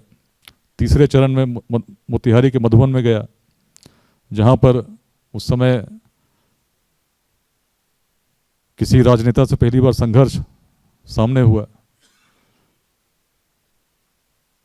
चौथे चरण में दानापुर के अकीलपुर दियारे में रहा। फिर पोस्टिंग चुनाव होने के बाद सरकार का गठन हुआ, दानापुर के ASP रहे और पटना के सिटी SP बने। 26-27 वर्ष की अवस्था थी जब पटना का सिटी SP था। दिन भर वर्दी पहनकर घूमते थे और पटना में अपराध चरम पर था। प्रतिदिन अनेक लूट, डकैती, हत्याएं चलती थी, जिससे हम विचलित होते थे। लेकिन सबसे अधिक यदि किसी चीज़ से विचलित होते थे तो वह थी किडनैपिंग। और किडनैपिंग भी पटना में किसी न किसी व्यक्ति की हुई रहती थी। कभी कोई डॉक्टर किडनैप हो जाते, कभी कोई स्कूल का विद्यार्थी किडनैप हो जाता। और जैसे सूचना मिलती तो पूरे पुलिस डिपार्टमेंट में, पूरे पुलिस मुख्यालय में एक प्रकार का हड़कंप मच जाता था, क्योंकि हर किडनैपिंग की एक प्रतिक्रिया होती थी। अखबारों की प्रतिक्रिया तो होती थी, सरकार की प्रतिक्रिया तो होती ही थी, लेकिन आम जनों की जो प्रतिक्रिया होती थी सबसे विचलित करने वाली थी। कैंडल मार्च शाम में निकलते थे, अलग अलग प्रकार के सभाएं लोग करते थे, स्कूल के बच्चे ह्यूमन चेन बनाते थे, जिसको देखकर मन द्रवित हो जाता था। और जब किडनैपिंग की सूचना मिलती थी तो समझ में आ जाता था कि अगले 7 दिनों तक अब नींद नहीं आएगी। अब हर उस फोन की प्रतीक्षा करते थे जिससे कहीं रैंसम कॉल आ जाए। हर उस स्थान की चिंता करते थे जहाँ कहीं अपहरण करके व्यक्ति को रखा गया हो। और जब व्यक्ति मिलता था उस खुशी को मनाने का भी समय नहीं मिलता था, क्योंकि तब तक कोई और अन्य व्यक्ति किसी और क्षेत्र में किडनैप हो जाता था। उस परिस्थिति से हम लोग जूझ रहे थे। फिर 1 वर्ष तक मैं पटना का सिटी एसपी रहा और उसके बाद दिसंबर 2006 में अचानक फोन आया कि आपको रात में बगहा का एसपी बना दिया गया है और रात में ही ज्वाइन करना है। उस समय तक बगहा जितना आपने, कितने लोग चंपारण के हैं, चंद्रभूषण जी बता रहे थे, चंपारण से 2 लोग हैं, उधर 3, 4, 5, 6 लोग हैं। बगहा से कितने लोग हैं? बगहा से हैं तो जो कहानी हम बताएंगे आप जानते भी होंगे। चल बैठिए। तो बगहा पोस्टिंग हुई और बगहा का मतलब इतना ही जानते थे कि वहाँ पे एक टाइगर रिजर्व है और बिहार के कहीं कोने में बगहा है। लेकिन रात में जब चले तो ड्राइवर पटना का था, उसको भी पटना के बाहर की सड़कों का अनुमान नहीं था। रात में निकले, करीब 1 बजे रात में चले थे पटना से। मुजफ्फरपुर के बाद गाड़ी जानी थी मोतिहारी की ओर, ड्राइवर मुड़ गए सीतामढ़ी की ओर और काफ़ी आगे चले गए, तब पता चला कि गलत रास्ते पर हैं।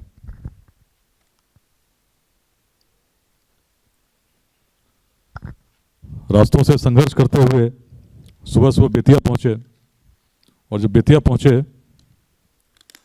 वहां पर पता चला कि बगहा और 65 किलोमीटर दूर है।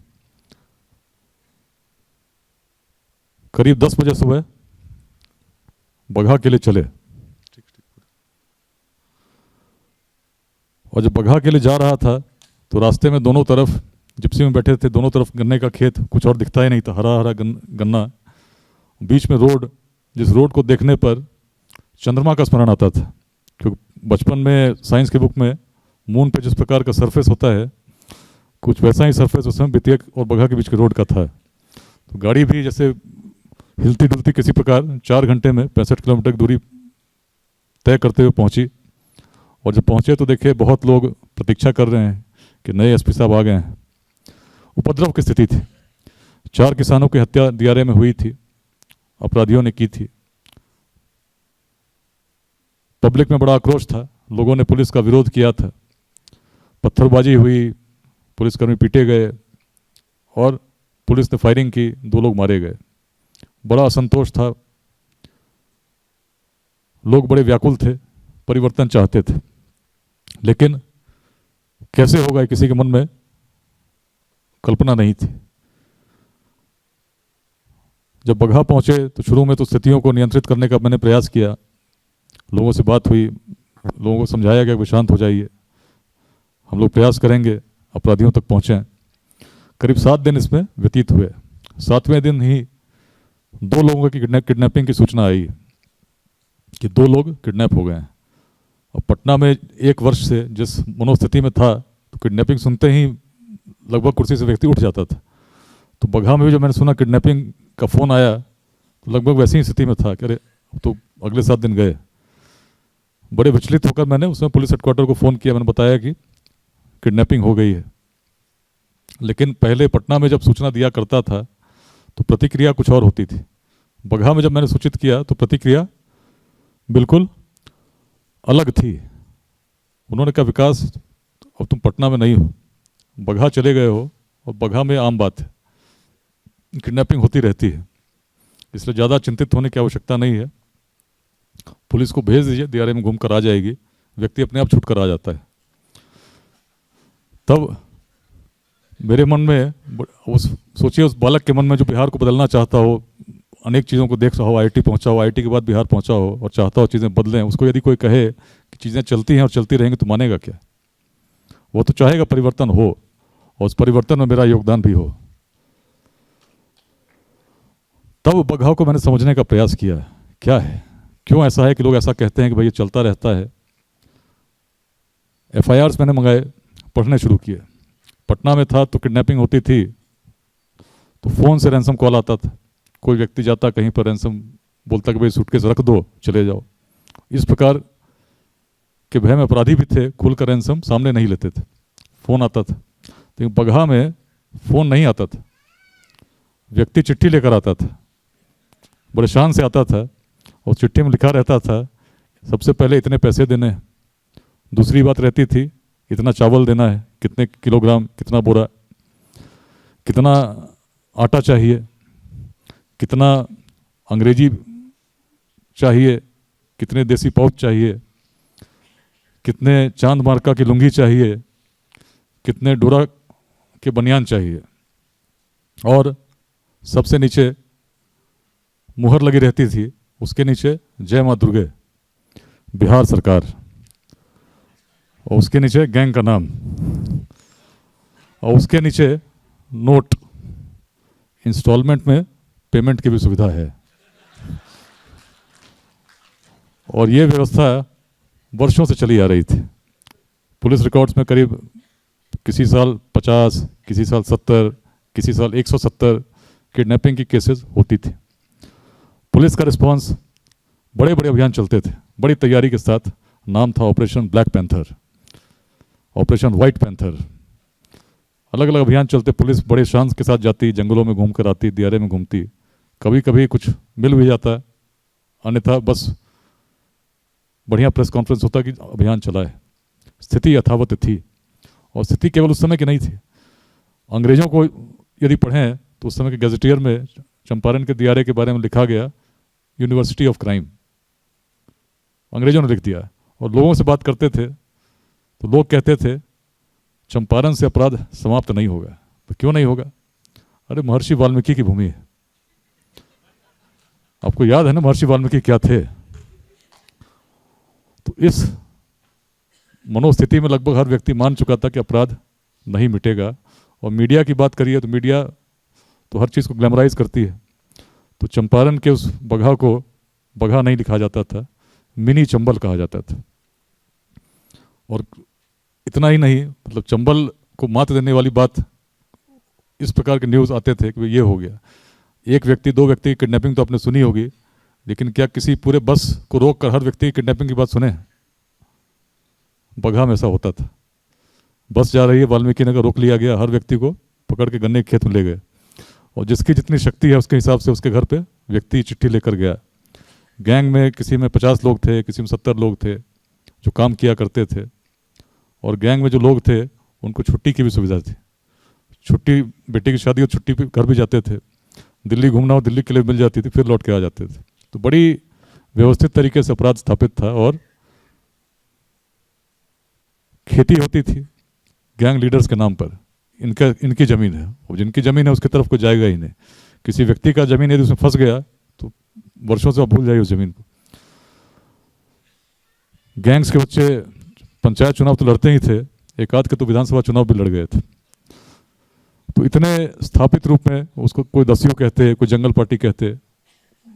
बिहार के बगहा, बेतिया, मोतिहारी, उत्तर प्रदेश के कुशीनगर, गोरखपुर, इस पूरे क्षेत्र में, और नेपाल के पडरौना, इस पूरे क्षेत्र में इन पार्टीज का प्रभाव था। और व्यक्ति इतने आतंकित थे कि व्यक्ति तो छोड़ दीजिए, इतना बढ़िया टाइगर रिजर्व, उसमें यदि आप घूमने जाते तो आपको फॉरेस्ट का कोई आदमी नहीं मिलता है, क्योंकि फॉरेस्ट गार्ड भी किडनैप हो जाते थे।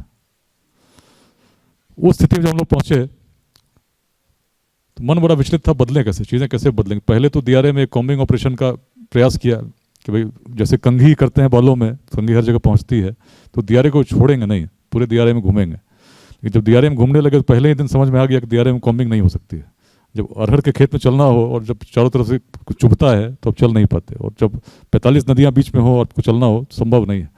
और सबसे मज़ेदार बात क्या थी, जब किडनैप जो हुए थे, मुक्त होकर आए, तो उन्होंने कहा सर आप तो बगले से जा रहे थे, आपको हम देखे थे, लेकिन हमारा मुँह दाबले था तो हम बोल नहीं पाए।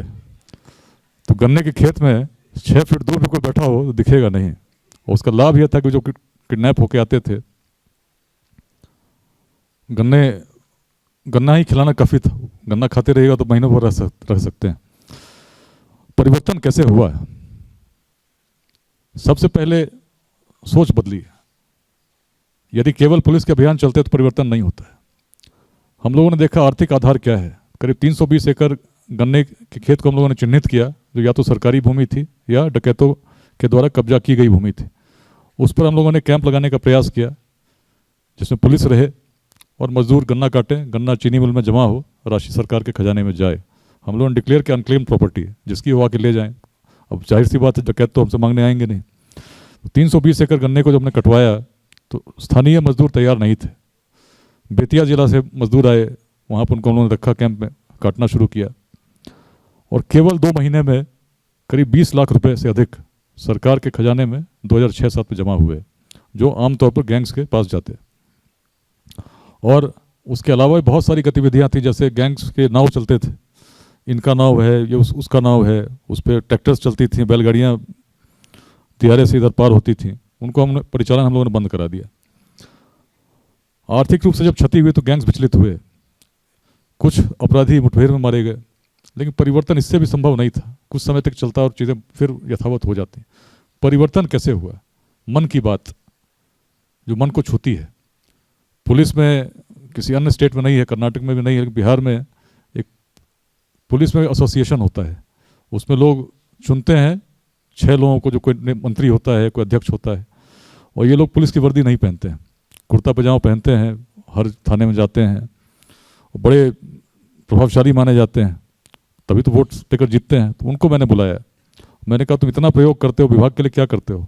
एक काम करो, तुम डकैतों के परिवारों से बात करो, उनको बताओ कि तुम कहते हो महर्षि वाल्मीकि की भूमि है और इसलिए अपराध समाप्त नहीं होगा, लेकिन सोचो किस रूप में अपनी भूमि को तुम देखते हो। यदि रत्नाकर रहे होते तो क्या विश्व किसी वाल्मीकि को जानता है? एक रत्नाकर ने अपने जीवन में एक सकारात्मक परिवर्तन का निर्णय लिया, देखो पूज्य हो गए। भूमि को तुम ये क्यों देखते हो कि रत्नाकर थे तब से अपराध चला आ रहा है? ये क्यों नहीं देखते कि रत्नाकर जब वाल्मीकि हुए तो पूरे विश्व के लिए पूज्य हो गए? यदि तुमने भी अपने जीवन में परिवर्तन का निर्णय लिया, समाज की मुख्य धारा में जुड़े, निश्चित है जो समाज तुम्हें आज ग्लानि के भाव से देखता है तुम्हें भी पूज्य मानेगा। इस भूमि पर तुम्हारा भी तो दायित्व है, इस भूमि का तुम्हारा पर भी तो अधिकार है, क्यों ना अपने भाव को समझो। शुरुआत में बातें करने में बड़ी ऐसी लगती हों कि बातें कैसी, क्या बातें थी, कैसे प्रभावित हुई, जो मन की बात होती है, मन को छूती है। यह मैंने बगहा में होते देखा, और डकैतों का आत्मसमर्पण शुरू हो गया। जो गोलियों से नहीं मानते, बोलियों से मानने लगे, और 26 बड़े गिरोह केवल 1 से 1.5 वर्ष में उनके द्वारा अपने हथियारों के साथ आत्मसमर्पण किया गया। और संदेश इतिहास का था, उन्हीं महर्षि वाल्मीकि का था, जिनको संदेश की दृष्टि अलग थी। एक अलग दृष्टिकोण से हम लोगों ने जब बात की, चीज़ें बदल गई। बिहार के सबसे बड़े अपराधी आज भी बगहा जेल में बंद हैं।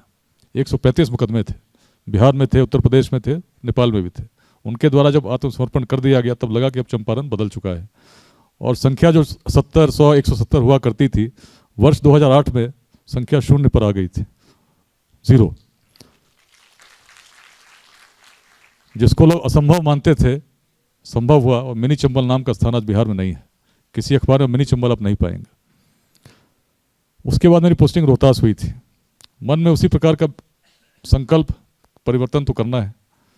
परिवर्तन तो मैंने होते देखा था, सामने होते देखा था, जिसको लोग असंभव मानते थे। लेकिन रोहतास की स्थिति और विकट थी। कुछ ही समय पहले एक डीएसपी साहब की हत्या हुई थी, शहीद हुए थे विक्रमगंज में, करीब पटना से ही 1.5 घंटा लगता है। 2 थानों पर हमला हुआ था। अनेक पुलिसकर्मी प्रतिवर्ष मारे जाते थे। कैमूर की पहाड़ी, करीब 32 स्क्वायर किलोमीटर का फैला हुआ जंगल, उसके ऊपर कोई पुलिस का पोस्ट नहीं था। 1500 फीट की ऊंचाई पर उस पहाड़ी पर 2 किले थे जो प्राचीन थे, जिसमें सबसे प्राचीन किला रोहतास किला था। उस किले की सुध लेने वाला कोई नहीं था। उस पर यदि पहुंचना होता तो लगभग 40 किलोमीटर के कच्चे रास्ते से जाना होता। यदि चढ़ना होता तो 7 किलोमीटर की पैदल चढ़ाई करनी पड़ती थी। और दुर्ग अपनी गरिमा के साथ कभी विद्यमान रहा था, पूर्वी भारत की राजधानी रही थी, जिसमें बिहार, बंगाल, बांग्लादेश, उड़ीसा, इन सब क्षेत्रों पर मुगल काल तक शासन उसी दुर्ग से किया जाता था। उस दुर्ग की स्थिति ऐसी थी।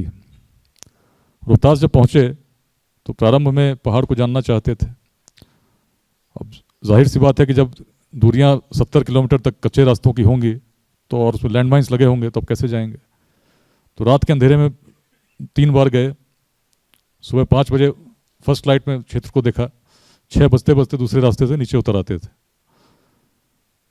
चौथी बार जब गए 3 सितंबर 2008, तो एक स्कूल शेष था, सोली स्कूल में पहुंचने पर लगभग जंगल के बीच में स्कूल अवस्थित था। उसमें 200 बच्चे पढ़ते भी थे, छात्रावास था, SC/ST छात्रावास कल्याण विभाग के द्वारा चलाया जाता था, बच्चे रहते थे। उस विद्यालय को मैं इस दृष्टिकोण से देखने जा रहा था कि भाई इसमें अगर पहाड़ पर लंबा अभियान चलेगा तो पुलिस कहाँ रुकेगी। सबसे आगे मेरी गाड़ी थी। अच्छी बात यह थी कि सिविल गाड़ी थी, पुलिस की गाड़ी में रहे होते तो आज यहाँ नहीं रहे होते, दूर से ही गोलियां चल गई होती। लेकिन जब पहुंचे तो एक व्यक्ति सेल्फ लोडिंग राइफल लेकर तैयार खड़ा था, नोक मेरी तरफ थी, दूरी केवल 5 से 6 फीट रही होगी। यदि उस संतरी ने गोली चला दी होती तो कल मुंबई में संवाद नहीं हुआ होता, आज बेंगलोर में मैं नहीं रहता। लेकिन जब ईश्वर की इच्छा कुछ और होती है तो कुछ और हो जाता है। बंदूक के साथ तैयार व्यक्ति जिसको देखकर पहले मुझे लगा कि भाई एसपी तो मैं हूँ, मैंने तो किसी को भेजा नहीं, यहाँ हथियार लेकर कौन खड़ा है। पल भर में पता समझ में आ गया कि उग्रवादी है और जिसको हम खोज रहे थे जंगल में वो सामने है। वह भी डर गया, अंदर भागा अपने साथियों को अलर्ट करने, और जब तक हम लोग समझते पोजीशन लेते और बचते तब तक गोलियां चलनी शुरू हो गई, छत से चलने लगी, ऑटोमेटिक फायर चल रहा था। 6 इंच बगल से आवाज़ निकल रही थी और हम लोग देख रहे थे कि भाई किसको कहाँ कौन, वो बिल्कुल ऊहापोह की स्थिति थी, कौन कहाँ, कोई गाड़ी से कूदा, कोई इधर जंगल में छुपा, गोलियां चलने लगी। करीब 10 मिनट में ही 1000 से अधिक गोलियां चल चुकी थी दोनों तरफ से, और उग्रवादियों को भी एक एक करके जंगल में भागते हुए देख पा रहे थे। स्कूल के अंदर फायरिंग नहीं कर पा रहे थे, 200 बच्चे थे, उसमें करीब 50 बच्चे स्कूल के बीच में आकर बैठ गए थे। ग्रेनेड भी हम लोग फायर नहीं कर सकते थे। लेकिन कुछ समय के बाद एक दूसरी लैंडमाइन गाड़ी पीछे थी आई, जो ऊपर गोली चला रहा था व्यक्ति भागा, हम लोग स्कूल में घुसे। 3 पुलिस राइफल्स मिली, अनेक गोलियां मिली, एक ट्रैक्टर ट्रॉली के लगभग दवाइयां मिली, और पता चला कि वहाँ मेडिकल कैंप चल रहा था, झारखंड से कोई डॉक्टर्स आए थे, और करीब 15 दिनों से आदिवासियों के इलाज के लिए वहाँ पर उग्रवादियों के द्वारा मेडिकल कैंप लगा हुआ था। 10 मिनट हम लोग रहे, जो भी ले सकते थे लिया और चले। पहला अवसर था जब पुलिस उग्रवादियों के मांद में घुसकर आई थी और उसने कोई नुकसान नहीं सहा था। एक बहुत बड़ा संदेश था कि जब इच्छा होगी हम तुम्हारे घर आ सकते हैं, कि उससे पहले तक पहाड़ी से उग्रवादी आते, लक्षित कर हमला करते और चले जाते। एक भय का वातावरण था, लेकिन पहली बार उग्रवादी भी भयभीत हुए थे कि पुलिस आ सकती है। लेकिन उसके तुरंत बाद ही एक ऐसी घटना घटी उसी गांव में, जब दूसरी बार अभियान चला, एक लैंडमाइन गाड़ी, आज भी उसके अवशेष वहीं पड़े हैं, ब्लास्ट हुआ, गाड़ी वहीं गिरी, एक जवान शहीद हुए, 2 जख्मी हुए।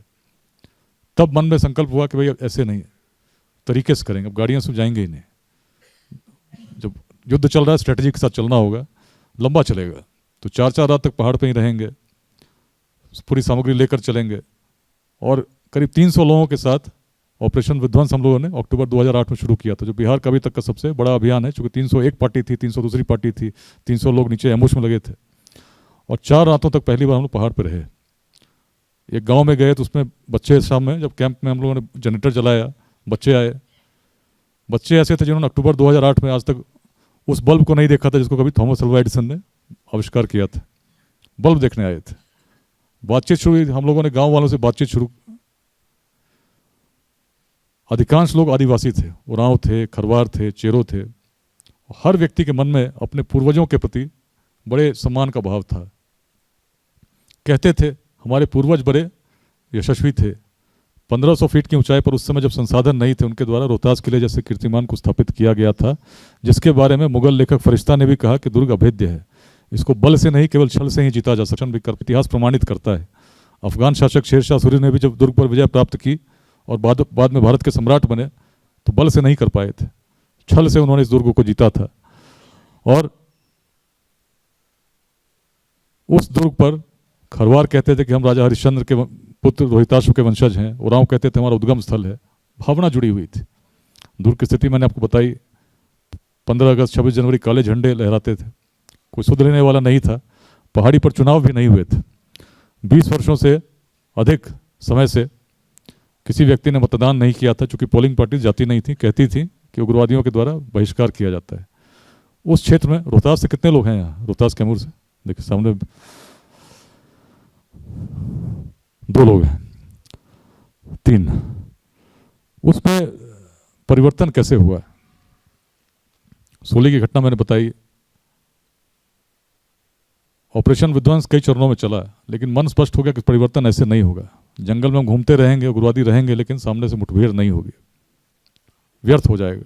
लेकिन लोगों से हम लोगों ने जुड़ना शुरू किया।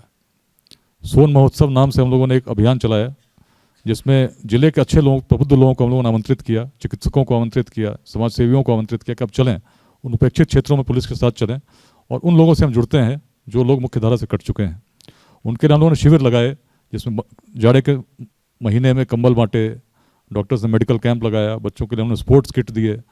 और सबसे अनोखी बात, रोहतास किले के जितने युवक थे, करीब 80 युवकों को हम लोगों ने बुलाकर डेहरी ऑन सोन में टूरिस्ट गाइड की ट्रेनिंग दी।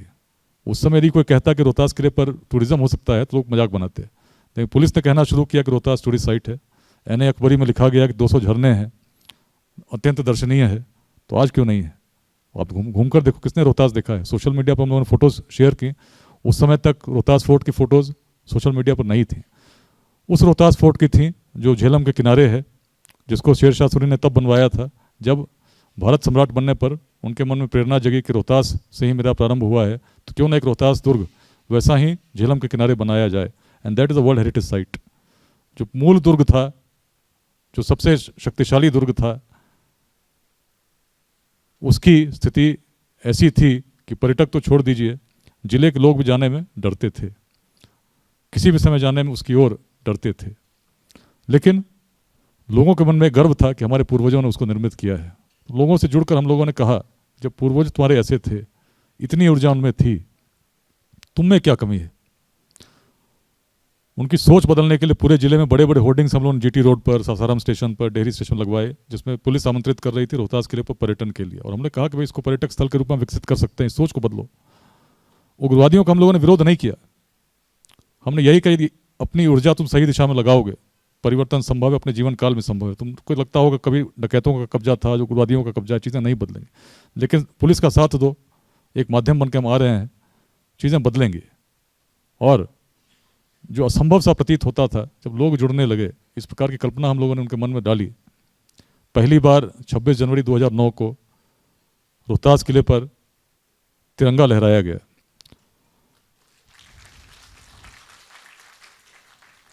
पच्चीस जनवरी को हम लोग किले पर गए और हम लोगों ने घोषणा की कि जिसको व्यक्ति को आना हो आए, क्योंकि इस बार गणतंत्र दिवस किले पर ही मनेगा। और तब से परंपरा स्थापित है। मई 2009 से पहले अप्रैल में लोकसभा के चुनाव होने थे। पहाड़ी पर चुनाव नहीं हुए थे, 6 बूथ थे, 3 भवन थे। एक भवन पर हम लोगों ने बीएसएफ की कंपनी लगाई, बॉर्डर सिक्योरिटी फोर्स कंपनी स्थापित थी।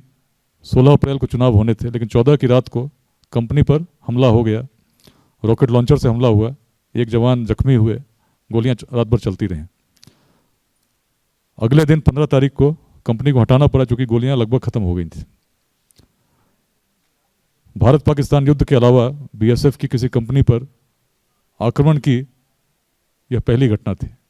मुठभेड़ें होती थी, कंपनी जहां स्थापित हो, उस कंपनी के ऊपर हमला यदि कहीं हुआ तो रोहतास की पहाड़ी पर हुआ, दंसा गांव में हुआ। लेकिन मन संकल्पित था, चुनाव होंगे तो यहीं होंगे। 16 अप्रैल को नहीं हुए। 9 मई को हम लोगों ने तिथि की घोषणा की और चुनाव आयोग से हमने मांगा, हमें बल चाहिए। और केवल 3 भवनों पर चुनाव कराने हैं, इसके लिए 1600 जवान लगे, 3 बिल्डिंग 1600 मैन। लेकिन चुनाव हुआ, और जब चुनाव हुआ 50% से अधिक लोगों ने उस क्षेत्र में मतदान किया जहां लोग कहते थे कि मतदान का, जिसकी हम कल्पना नहीं कर सकते। जिस क्षेत्र में ऐसी स्थिति थी, लैंडमाइंस लगे रहते थे, ब्लास्ट होते थे, जाने पर गोलियों से स्वागत होता था। जब मतदान हुए तो धीरे धीरे चीज़ें ऐसे बदलने लगी। कुछ ही समय में लोगों ने उग्रवादियों का विरोध करना शुरू कर दिया, उन उग्रवादियों का जिसको शरण दिया करते थे। पुलिस ने नहीं कहा, लेकिन लोगों ने जब विरोध किया तो विरोध इस स्तर तक चला गया कि उग्रवादियों के सब जोनल कमांडर की लोगों ने हत्या तक कर दी। और तब उग्रवादी विवश हो गए। उन्हीं शस्त्रों के साथ जिन्हें कभी उन्होंने पुलिस से लूटा था, पुलिस के समक्ष सभी उग्रवादियों ने आत्मसमर्पण कर दिया।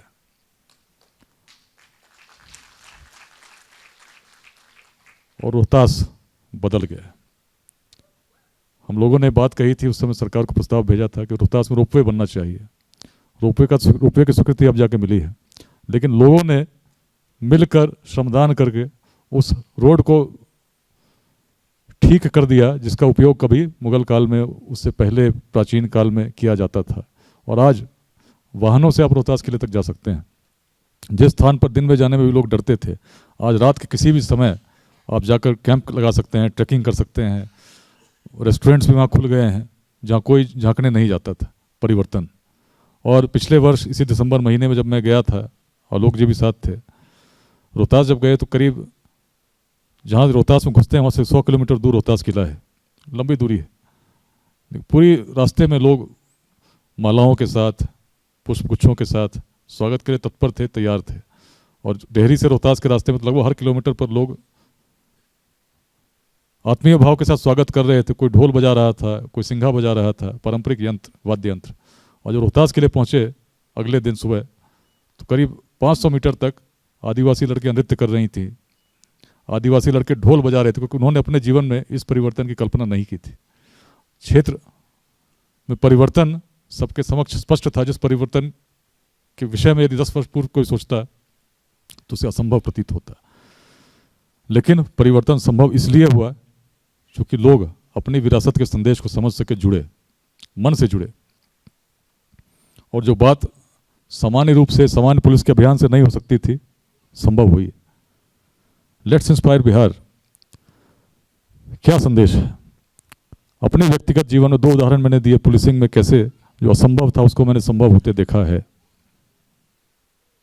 बाकी अन्य जिलों की बात नहीं करूंगा। पटना में रहा, भागलपुर रहा, NIA में रहा, इंडियन मुजाहिदीन के केसेस के सिलसिले में उस समय बेंगलोर अक्सर आया करता था। लेकिन परिवर्तन हर बिहारवासी के मन में एक व्यथा है। जब इतिहास का स्मरण करता है तो सोचता है कितने गौरवशाली हम इतिहास में थे, गौरवान्वित होता है।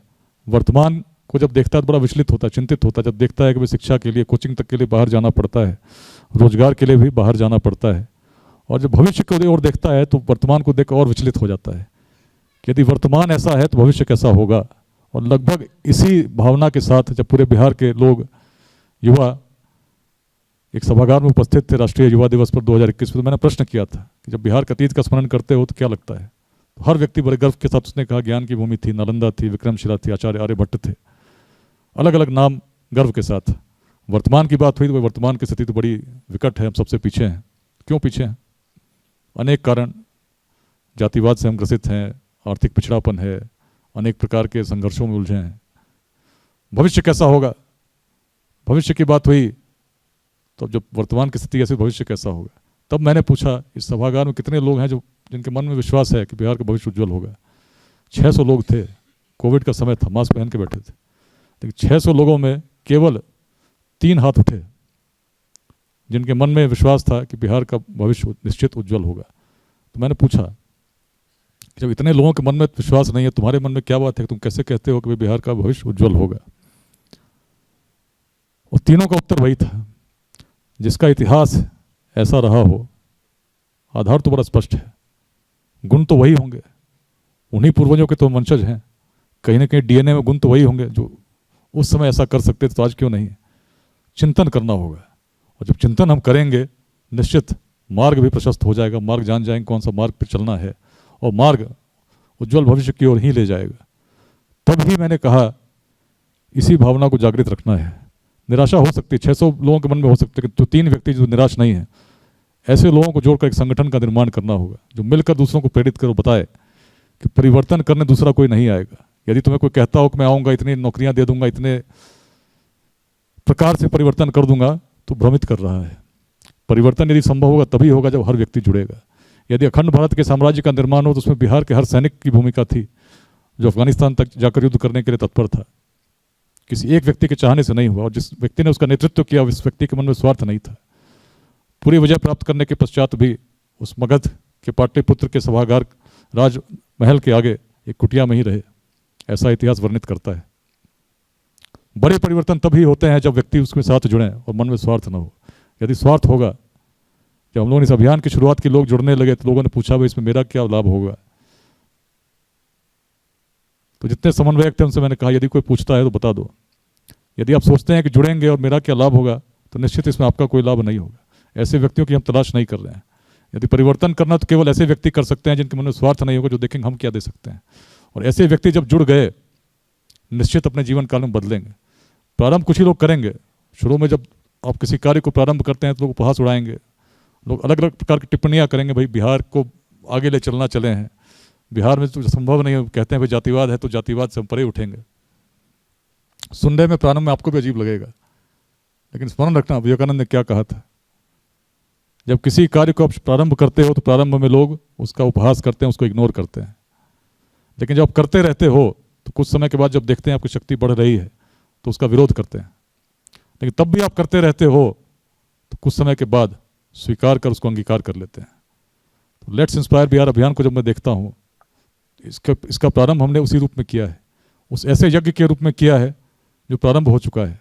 आज दुबई में चैप्टर हैं, बिहार के हर जिले में है, 24 जिलों में है, 55,000 लोग तो केवल व्हाट्सएप में जुड़े हैं, शिक्षक जुड़े हैं, चिकित्सक जुड़े हैं, बैंक प्रबंधक जुड़े हैं और लोग योगदान कर रहे हैं। आज इस कार्यक्रम में हम लोग बैठे हैं तो केवल एक व्यक्ति की भूमिका नहीं है, अनेक व्यक्तियों ने उसमें योगदान किया है, तभी ये कार्यक्रम संभव हो पा रहा है।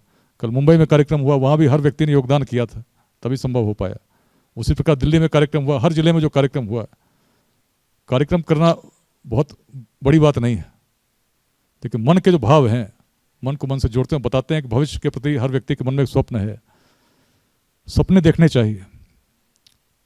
लेकिन सपने कब पूरे होते हैं? क्या हर स्वप्न पूरा होता है? सपने तब पूरे होते हैं जब स्वप्न का आधार स्पष्ट हो, और बिहार के भविष्य का यदि स्वप्न हम देखते हैं तो आधार तो बिल्कुल स्पष्ट है। इतिहास के एक बड़े कालखंड में हम ही तो थे जिन्होंने नेतृत्व किया था, जिन्होंने भारत में अग्रणी भूमिका निभाई थी और पूरे विश्व को प्रभावित किया था। तो जब तब कर सकते थे जब संसाधन नहीं थे, तो आज संसाधनों का यदि हम सही उपयोग करें, समुचित उपयोग करें, और जिस क्षमता की मैंने बात की, असीम क्षमता है हर व्यक्ति में है, यदि उसका थोड़ा सा अंश जो हम करते हैं उसके अलावा अगर बिहार के लिए देने लगें तो क्या चीज़ें नहीं बदलेंगे? यदि हम आश्रित रहें कोई व्यक्ति आएगा और पूरी व्यवस्था को बदल देगा। अभी मुंबई में थे तो किसी ने कहा भाई आप क्यों कर रहे हैं, आप राजनीति में आना चाहते हैं क्या? तो कुछ भी आप अच्छा करना चाहेंगे तो भाई बिहार की दृष्टि, जो वेदांत की दृष्टि थी, जिस भूमि में ऐसी सोच थी, उसमें ऐसी लघुता आ गई है कि कोई अच्छा काम करना चाहो तो आप कहते हो भैया राजनीति में आना चाहते हो क्या? और क्यों ऐसी टिप्पणी? क्योंकि जानते हैं कि राजनीति में कैसे लोग आते हैं। अरे भाई हम राजनीति में नहीं आना चाहते, हम तो बिहार को बदलना चाहते हैं। बिहार को बदलने का मैं तो स्वर दे रहा हूं, संदेश तो हर बिहारी के मन की है। मैं तो जोड़ने के लिए निमित्त बन रहा हूं। और संदेश क्या है? बिहार में परिवर्तन राजनीति से नहीं आएगी, सामाजिक क्रांति से आएगी, उस भाव से आएगी। उस भाव को जागृत कर, भाव कहीं और नहीं है, बिहार की पग पग भूमि में भाव विद्यमान है जो हर व्यक्ति को प्रेरित करने की क्षमता रखती हैं। आवश्यकता उस संदेश को ग्रहण करने की है, उस ग्रहण कर कुछ योगदान करने की है। और क्या योगदान, किस प्रकार के योगदान की हम बात कर रहे हैं? लेट्स इंस्पायर बिहार में 3 मंत्रों को हम लोगों ने चुना। बिहार यदि बदलना है तो जिस प्रकार से हम करते रहेंगे तो कुछ नहीं होगा। ज्ञान की भूमि थी, उसी रूप में पुनः स्थापित करना होगा। उसके लिए शिक्षाओं का विकास सबसे महत्वपूर्ण है। यदि बात करेंगे तो आप कहेंगे कि हमारे समय में हमारे गांव का विद्यालय इतना अच्छा था, इतने अच्छे शिक्षक थे, ऐसी पढ़ाई होती थी। आज शिक्षक अच्छे नहीं हैं, विद्यार्थी पढ़ते नहीं हैं। दोषारोपण हम शिक्षकों पर कर सकते हैं, सरकार पर कर सकते हैं, लेकिन इतना करते हुए भी क्या परिवर्तन होगा? बड़ी प्रसन्नता हो रही थी जब मैंने देखा चंद्रभूषण जी अपने गांव में उस प्रकार का प्रयास करें, अपने घर को जो वीरान पड़ा था उसको उन्होंने एक विद्यालय का रूप दिया है। कितने लोग लाभान्वित होंगे आप सोचिए। लेट्स इंस्पायर बिहार में एक बेसिक संदेश है, मेंटर योर स्कूल, जिसके लिए वेबसाइट पे हम लोग वॉलंटियर्स का ग्रुप है। कोई एक्सपर्ट्स वैसे नहीं, सब एक्सपर्ट्स बहुत हैं, सब वॉलंटियर्स। तो वॉलंटियर्स की क्षमता होती है, उसके अनुसार हम लोग बढ़ रहे हैं, तो बहुत तेजी से बढ़ रहे हैं। वेबसाइट पे हम लोगों ने मेंटर योर स्कूल के लिए टेबल्स बनाई हैं। आप चुन सकते हैं आप किस ब्लॉक के स्कूल में आपका स्कूल है, उसमें क्या योगदान आप कर सकते हैं। यदि आप पढ़ाना चाहते हैं, वर्चुअली कोई सेशन लेना चाहते हैं अपने विद्यालय के विद्यार्थियों के लिए, वो भी उसमें हमने ऑप्शन दिए हैं। यदि आप कुछ आर्थिक सहयोग करना चाहते हैं, किसी विद्यार्थी को स्कॉलरशिप देना चाहते हैं जो टॉपर हो उस विद्यालय का, वैसी व्यवस्था भी हम लोगों ने करने का प्रयास किया है। सामाजिक व्यवस्था, अच्छे लोग जो कहीं स्थापित हैं, जो आज बेंगलुरु में रहते हैं, मुंबई में रहते हैं और अपने गांव के विद्यालय में कुछ योगदान देना चाहते हैं, किसने रोक रखा है? ये भाव कब किसके मन में कौन जगाएगा? हम कुछ भी करने थोड़ा सा अगर आंशिक योगदान अपने गांव के विद्यालय के करने लगे, और हर विद्यालय से करीब अगर हम 85 लोग जोड़ पाए जो उसी गांव के रहने वाले हों, लेकिन आज किसी न किसी क्षेत्र में सफल हैं, स्थापित हैं, उनका थोड़ा सा योगदान, हर व्यक्ति का सामर्थ्य अलग है। कोई व्यक्ति शिक्षा दान कर सकता है, कोई व्यक्ति आर्थिक रूप से सहयोग कर सकता है, कोई व्यक्ति मार्गदर्शन के लिए जुड़ सकता है। किसी भी प्रकार के सहयोग की कल्पना हम कर सकते हैं, लेकिन यदि हम जुड़ते हैं विद्यालय से तो कुछ परिवर्तन नहीं होगा क्या? अभी हाल में एनटीपीसी में औरंगाबाद में थे, सभी अधिकारियों से मेरी बात हो रही थी। उन्होंने कहा हम क्या कर सकते हैं? भाई हमारे कैंपस में तो केंद्रीय विद्यालय खुल गया है, हमारे बच्चे वहाँ पढ़ते हैं, लेकिन आसपास के जो विद्यालय हैं उसमें शिक्षक बड़े खराब हैं, शिक्षकों का स्तर बड़ा खराब है। तो मैंने कहा आप सोचिए इसमें आप क्या कर सकते हैं? आप तो वो क्रांति ला सकते हैं जिसकी कल्पना किसी ने की ही नहीं। आपके यहाँ केंद्रीय विद्यालय, आपके अच्छे अनुभवी लोग हैं, क्यों ना आप शिक्षकों के लिए प्रशिक्षण शिविर लगाएं। आसपास के जितने गांव के विद्यालय हैं उनसे आप बात कीजिए, शिक्षकों को बुलाइए, और एक एक शिक्षक जिसको आपने प्रशिक्षित कर दिया नियमित रूप से प्रशिक्षण देने लगे, आप सोचिए कितने विद्यार्थियों के जीवन पर प्रभाव पड़ेगा। छोटी बात लग सकती है, उसका प्रभाव व्यापक होगा। इस प्रकार से यदि हर विद्यालय से हम जुड़ते हैं और जो संदेश को हमने प्रभावित किया, प्रसारित किया, तो लोग जुड़े। दुबई से लोग, दुबई में रहने वाले अनेक बिहार वासियों ने अपने विद्यालय में, किसी ने लैपटॉप दान में दिया, किसी ने पुस्तकें दान में दी, किसी ने स्कॉलरशिप के लिए ऑफर दिया है कि भाई जो व्यक्ति केमिस्ट्री में अच्छा करेंगे उनको मेरे पिताजी के नाम पर स्कॉलरशिप हम देंगे। किसी ने निःशुल्क चिकित्सा शिविर लगवाए, अपने विद्यार्थियों के लिए जांच कराई। सामाजिक प्रयास जिसमें हम क्या कर सकते हैं, दूसरा क्या कर सकता है, भूलकर हम क्या कर सकते हैं, इस रूप में सोचने लगे, निश्चित कुछ ना कुछ परिवर्तन तो अपने जीवन काल में निश्चित कर सकते हैं। जहाँ घोर निराशा व्याप्त हो, उसमें यदि एक दीपक को हम जलाते हैं तो चीज़ें दर्शित होने लगती हैं। समतामूलक समाज का निर्माण कैसे हो, हम कहते रह जाएंगे, सोचते रह जाएंगे, कभी नहीं होगा। लेकिन यदि थोड़ा सहयोग हमने करना प्रारंभ कर दिया, उनका जिनको उसकी आवश्यकता है, निश्चित चीज़ें बदलेंगी। जब चिकित्सकों से हम लोगों ने अनुरोध किया, हर जिले में लोग जुड़े हैं। जीवक अध्याय, जीवक एक चिकित्सक थे जो भगवान बुद्ध के काल के थे, उनकी प्रेरणा से हम लोगों ने अध्याय स्थापित किया। और जब चिकित्सक जुड़े, चिकित्सकों के मन में इस प्रकार के भाव को हमने जन्म दिया कि महीने में एक दिन दो, किसी एक स्थान पर दो, अपना समय दो। बेगूसराय में IMA की चैप्टर जुड़ गई, करीब 15-20 चिकित्सक हर महीने किसी ब्लॉक में जाते हैं, 500 से 700 लोगों का इलाज करते हैं, और उन जो प्रिस्क्रिप्शन देते हैं उसकी फॉलोअप में भी चार्ज नहीं करते। पटना में युवा चिकित्सक जुड़े हैं, 77 फ्री मेडिकल कैंप्स अभी तक लग चुके हैं, जो पटना के अलग अलग गांवों में अवकाश के दिनों में जाकर लगाते हैं। अनेक प्रयास अनेक जिलों में चल रहे हैं। इसके अलावा सामाजिक प्रयास, कहीं कुछ व्यक्तियों ने मिलकर निःशुल्क एम्बुलेंस की व्यवस्था की है, किसी को चोट लगे, कोविड के समय में भी लोगों ने व्यवस्था की थी। कुछ लोगों ने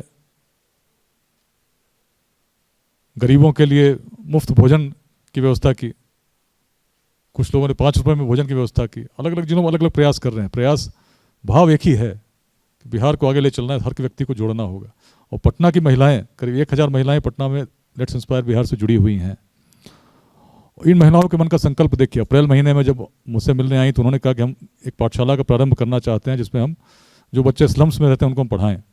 तो मैंने कहा बहुत अच्छी सोच है, लेकिन यदि हमने प्रारंभ कर दिया और कुछ समय के बाद बंद हो गया तो कोई लाभ नहीं होगा। यदि किसी चीज़ को हम प्रारंभ करते हैं तो उस नियति तक पहुंचना चाहिए, परिणति होनी चाहिए। इस भाव के साथ चलें, कम ही करें, छोटे रूप में करें, लेकिन उसको हम करते रहें। और बड़े गर्व की बात है कि जिस एक केंद्र से हम लोगों ने अप्रैल में शुरू किया था, दिसंबर में पटना के 5 केंद्रों पर आज गार्गी पाठशाला स्थापित है, जो अलग अलग विद्यालयों में चलती है। और करीब 700 बच्चे इन विद्यालयों में शनिवार रविवार को पढ़ते हैं, जिसमें हमारी महिलाएं जो जुड़ी हैं पढ़ाती हैं। उनमें अनेक टीचर्स हैं, अनेक डॉक्टर्स भी हैं, अनेक प्रोफेशनल लॉयर्स भी हैं, अपना समय देती हैं। ऐसे प्रयासों की आवश्यकता है। बदलने कोई दूसरा नहीं आएगा। यदि बिहार को बदलना है, और बिहार में जो व्यक्ति बिहार के अंदर रहता है और बिहार के बाहर रहता है, इनको जोड़ने की आवश्यकता है। प्रेरित कौन करेगा? यदि बिहार में कोई व्यक्ति कोई उद्योग लगाना चाहे, हर व्यक्ति चाहता है कि मैं सरकारी नौकरी पाऊँ, उसके लिए आंदोलन भी करने को तत्पर रहता है, लेकिन यदि उसके मन में इस प्रकार की भावना जागृत नहीं होगी कि मैं उद्योग भी स्थापित कर सकता हूँ, एक स्टार्टअप लगा सकता हूँ, तो बिहार में भला हर व्यक्ति को सरकारी नौकरी देना संभव है क्या? कोई सरकार आ जाए, संभव है क्या कि हर व्यक्ति को हम सरकारी नौकरी दे सकें? और यदि हम केवल सरकारी नौकरी पर आधारित विकास की कल्पना करेंगे तो बिहार कहाँ विकसित होगा? चंपा का बिहार, उस प्राचीन पाटलिपुत्र का बिहार, यदि उसको जागृत करना, उद्योग लगने होंगे। उद्योग को अपने आप निवेश करने नहीं आएगा। प्रारंभ हमेशा शुरू लघु ही होता है। और बेंगलोर अध्याय से मेरी एक बड़ी आकांक्षा है, बड़ी आशा है। जैसे कल मुंबई में था, मैंने कहा कि भाई मैं चाहता हूँ उद्यमिता के विकास में आप मेंटर करें बिहार के युवाओं का। जो लोग स्थापित हैं आज अपने उद्योग के साथ, अपने बिजनेसेस के साथ, मुंबई में आर्थिक राजधानी है।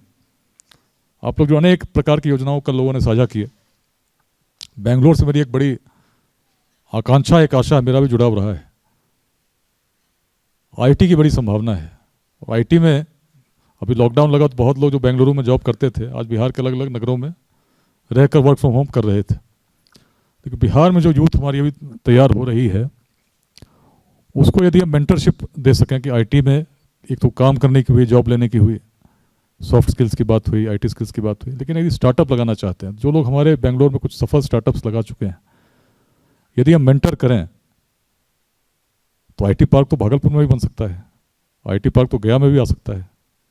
कुछ ही लोग स्टार्ट कर सकते हैं। प्रारंभ छोटा होता है, प्रारंभ बहुत बड़ा नहीं होता है। जब लेट्स इंस्पायर बिहार भी हम लोगों ने शुरू की थी तो शुरू में तो केवल फेसबुक पर थे।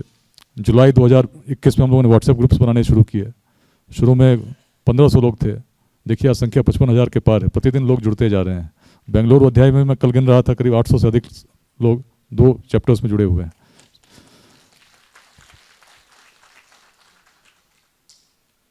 इस पर प्रयास कीजिए। बाहर के लोगों को जोड़ने का कारण ये था कि अपने जिलों से जुड़ें, जो सीतामढ़ी के हैं सीतामढ़ी से जुड़ें, जो बक्सर के हैं बक्सर से जुड़ें, अपने जिलों के अध्यायों से भी जुड़ें और देखें क्या योगदान हम उसमें कर सकते हैं।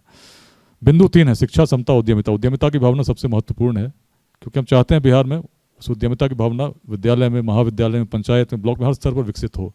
तभी बिहार बढ़ेगा, तभी बिहार बदलेगा। और कैसे होगा? सरकार की बहुत स्कीम्स हैं, बैंक्स की बहुत स्कीम्स हैं, जानता कौन है?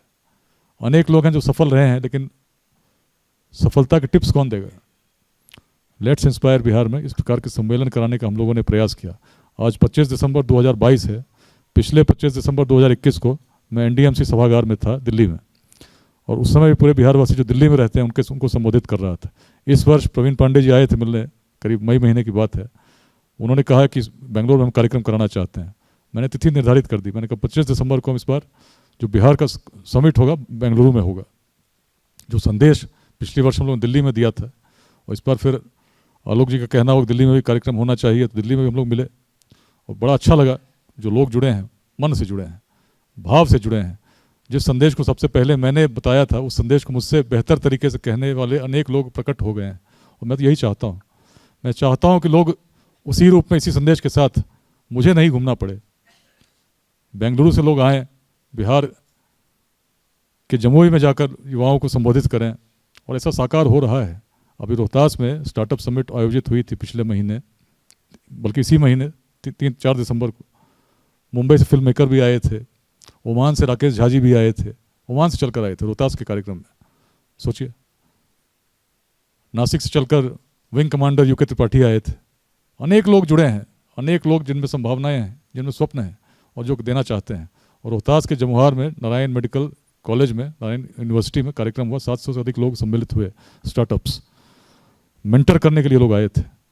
वाइब्रेंट बिहार ग्लोबल समिट हम लोगों ने जून में किया था पटना कोटा होटल मौर्या में। 200 लोग आए जो स्टार्टअप्स के थे। इन्वेस्टर्स आए जो बिहार के थे, जो कुछ बेंगलोर से भी आए थे,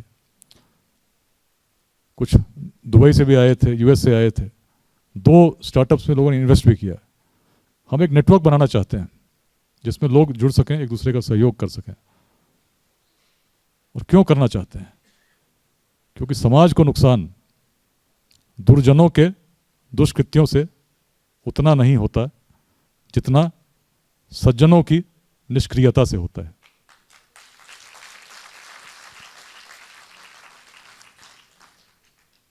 यदि हम सोचेंगे कि चीज़ें बदल जाएंगी, कुछ खराब होगा, हम चुप रहेंगे, चीज़ें कभी नहीं बदलेंगी। चीज़ें तब बदलेंगे जब अपनी भूमिका हम देखेंगे। किसी और को हम परिवर्तित नहीं कर सकते, लेकिन स्वयं को परिवर्तित करने का दायित्व किसका है? यदि हम कहते हैं कि भाई जातिवाद मिट नहीं सकता, तो भाई तुमको किसने कहा कि तुम इस प्रकार की सोच रखो? प्रयास तो करो। और जो लोग बिहार के बाहर हैं उनसे तो मेरी बड़ी आशा है। बिहार की स्थिति से भी अवगत हैं और बिहार के बाहर की स्थिति को भी देख रहे हैं। मन में पीड़ा है, देखना चाहते हैं कि बिहार उस अग्रणी भूमिका में पुनः रहे, लेकिन कर क्या रहे हैं? उस संदेश को यदि आप नहीं बांटेंगे, आप मेंटर नहीं करेंगे, तो बिहार कहाँ बदलेगा? केशव आचार्य जी आए हैं, बैठे हैं सामने, चेन्नई में रहते हैं। चेन्नई में इन्होंने चेन्नई अध्याय की स्थापना की। अभी 100 लोग के करीब जुड़े हैं। इन्होंने कहा बिहार से कोई व्यक्ति यदि चेन्नई आता है उसके हर सहयोग के लिए मैं तत्पर हूँ, और ऐसे लोगों को मैं जोड़ूंगा।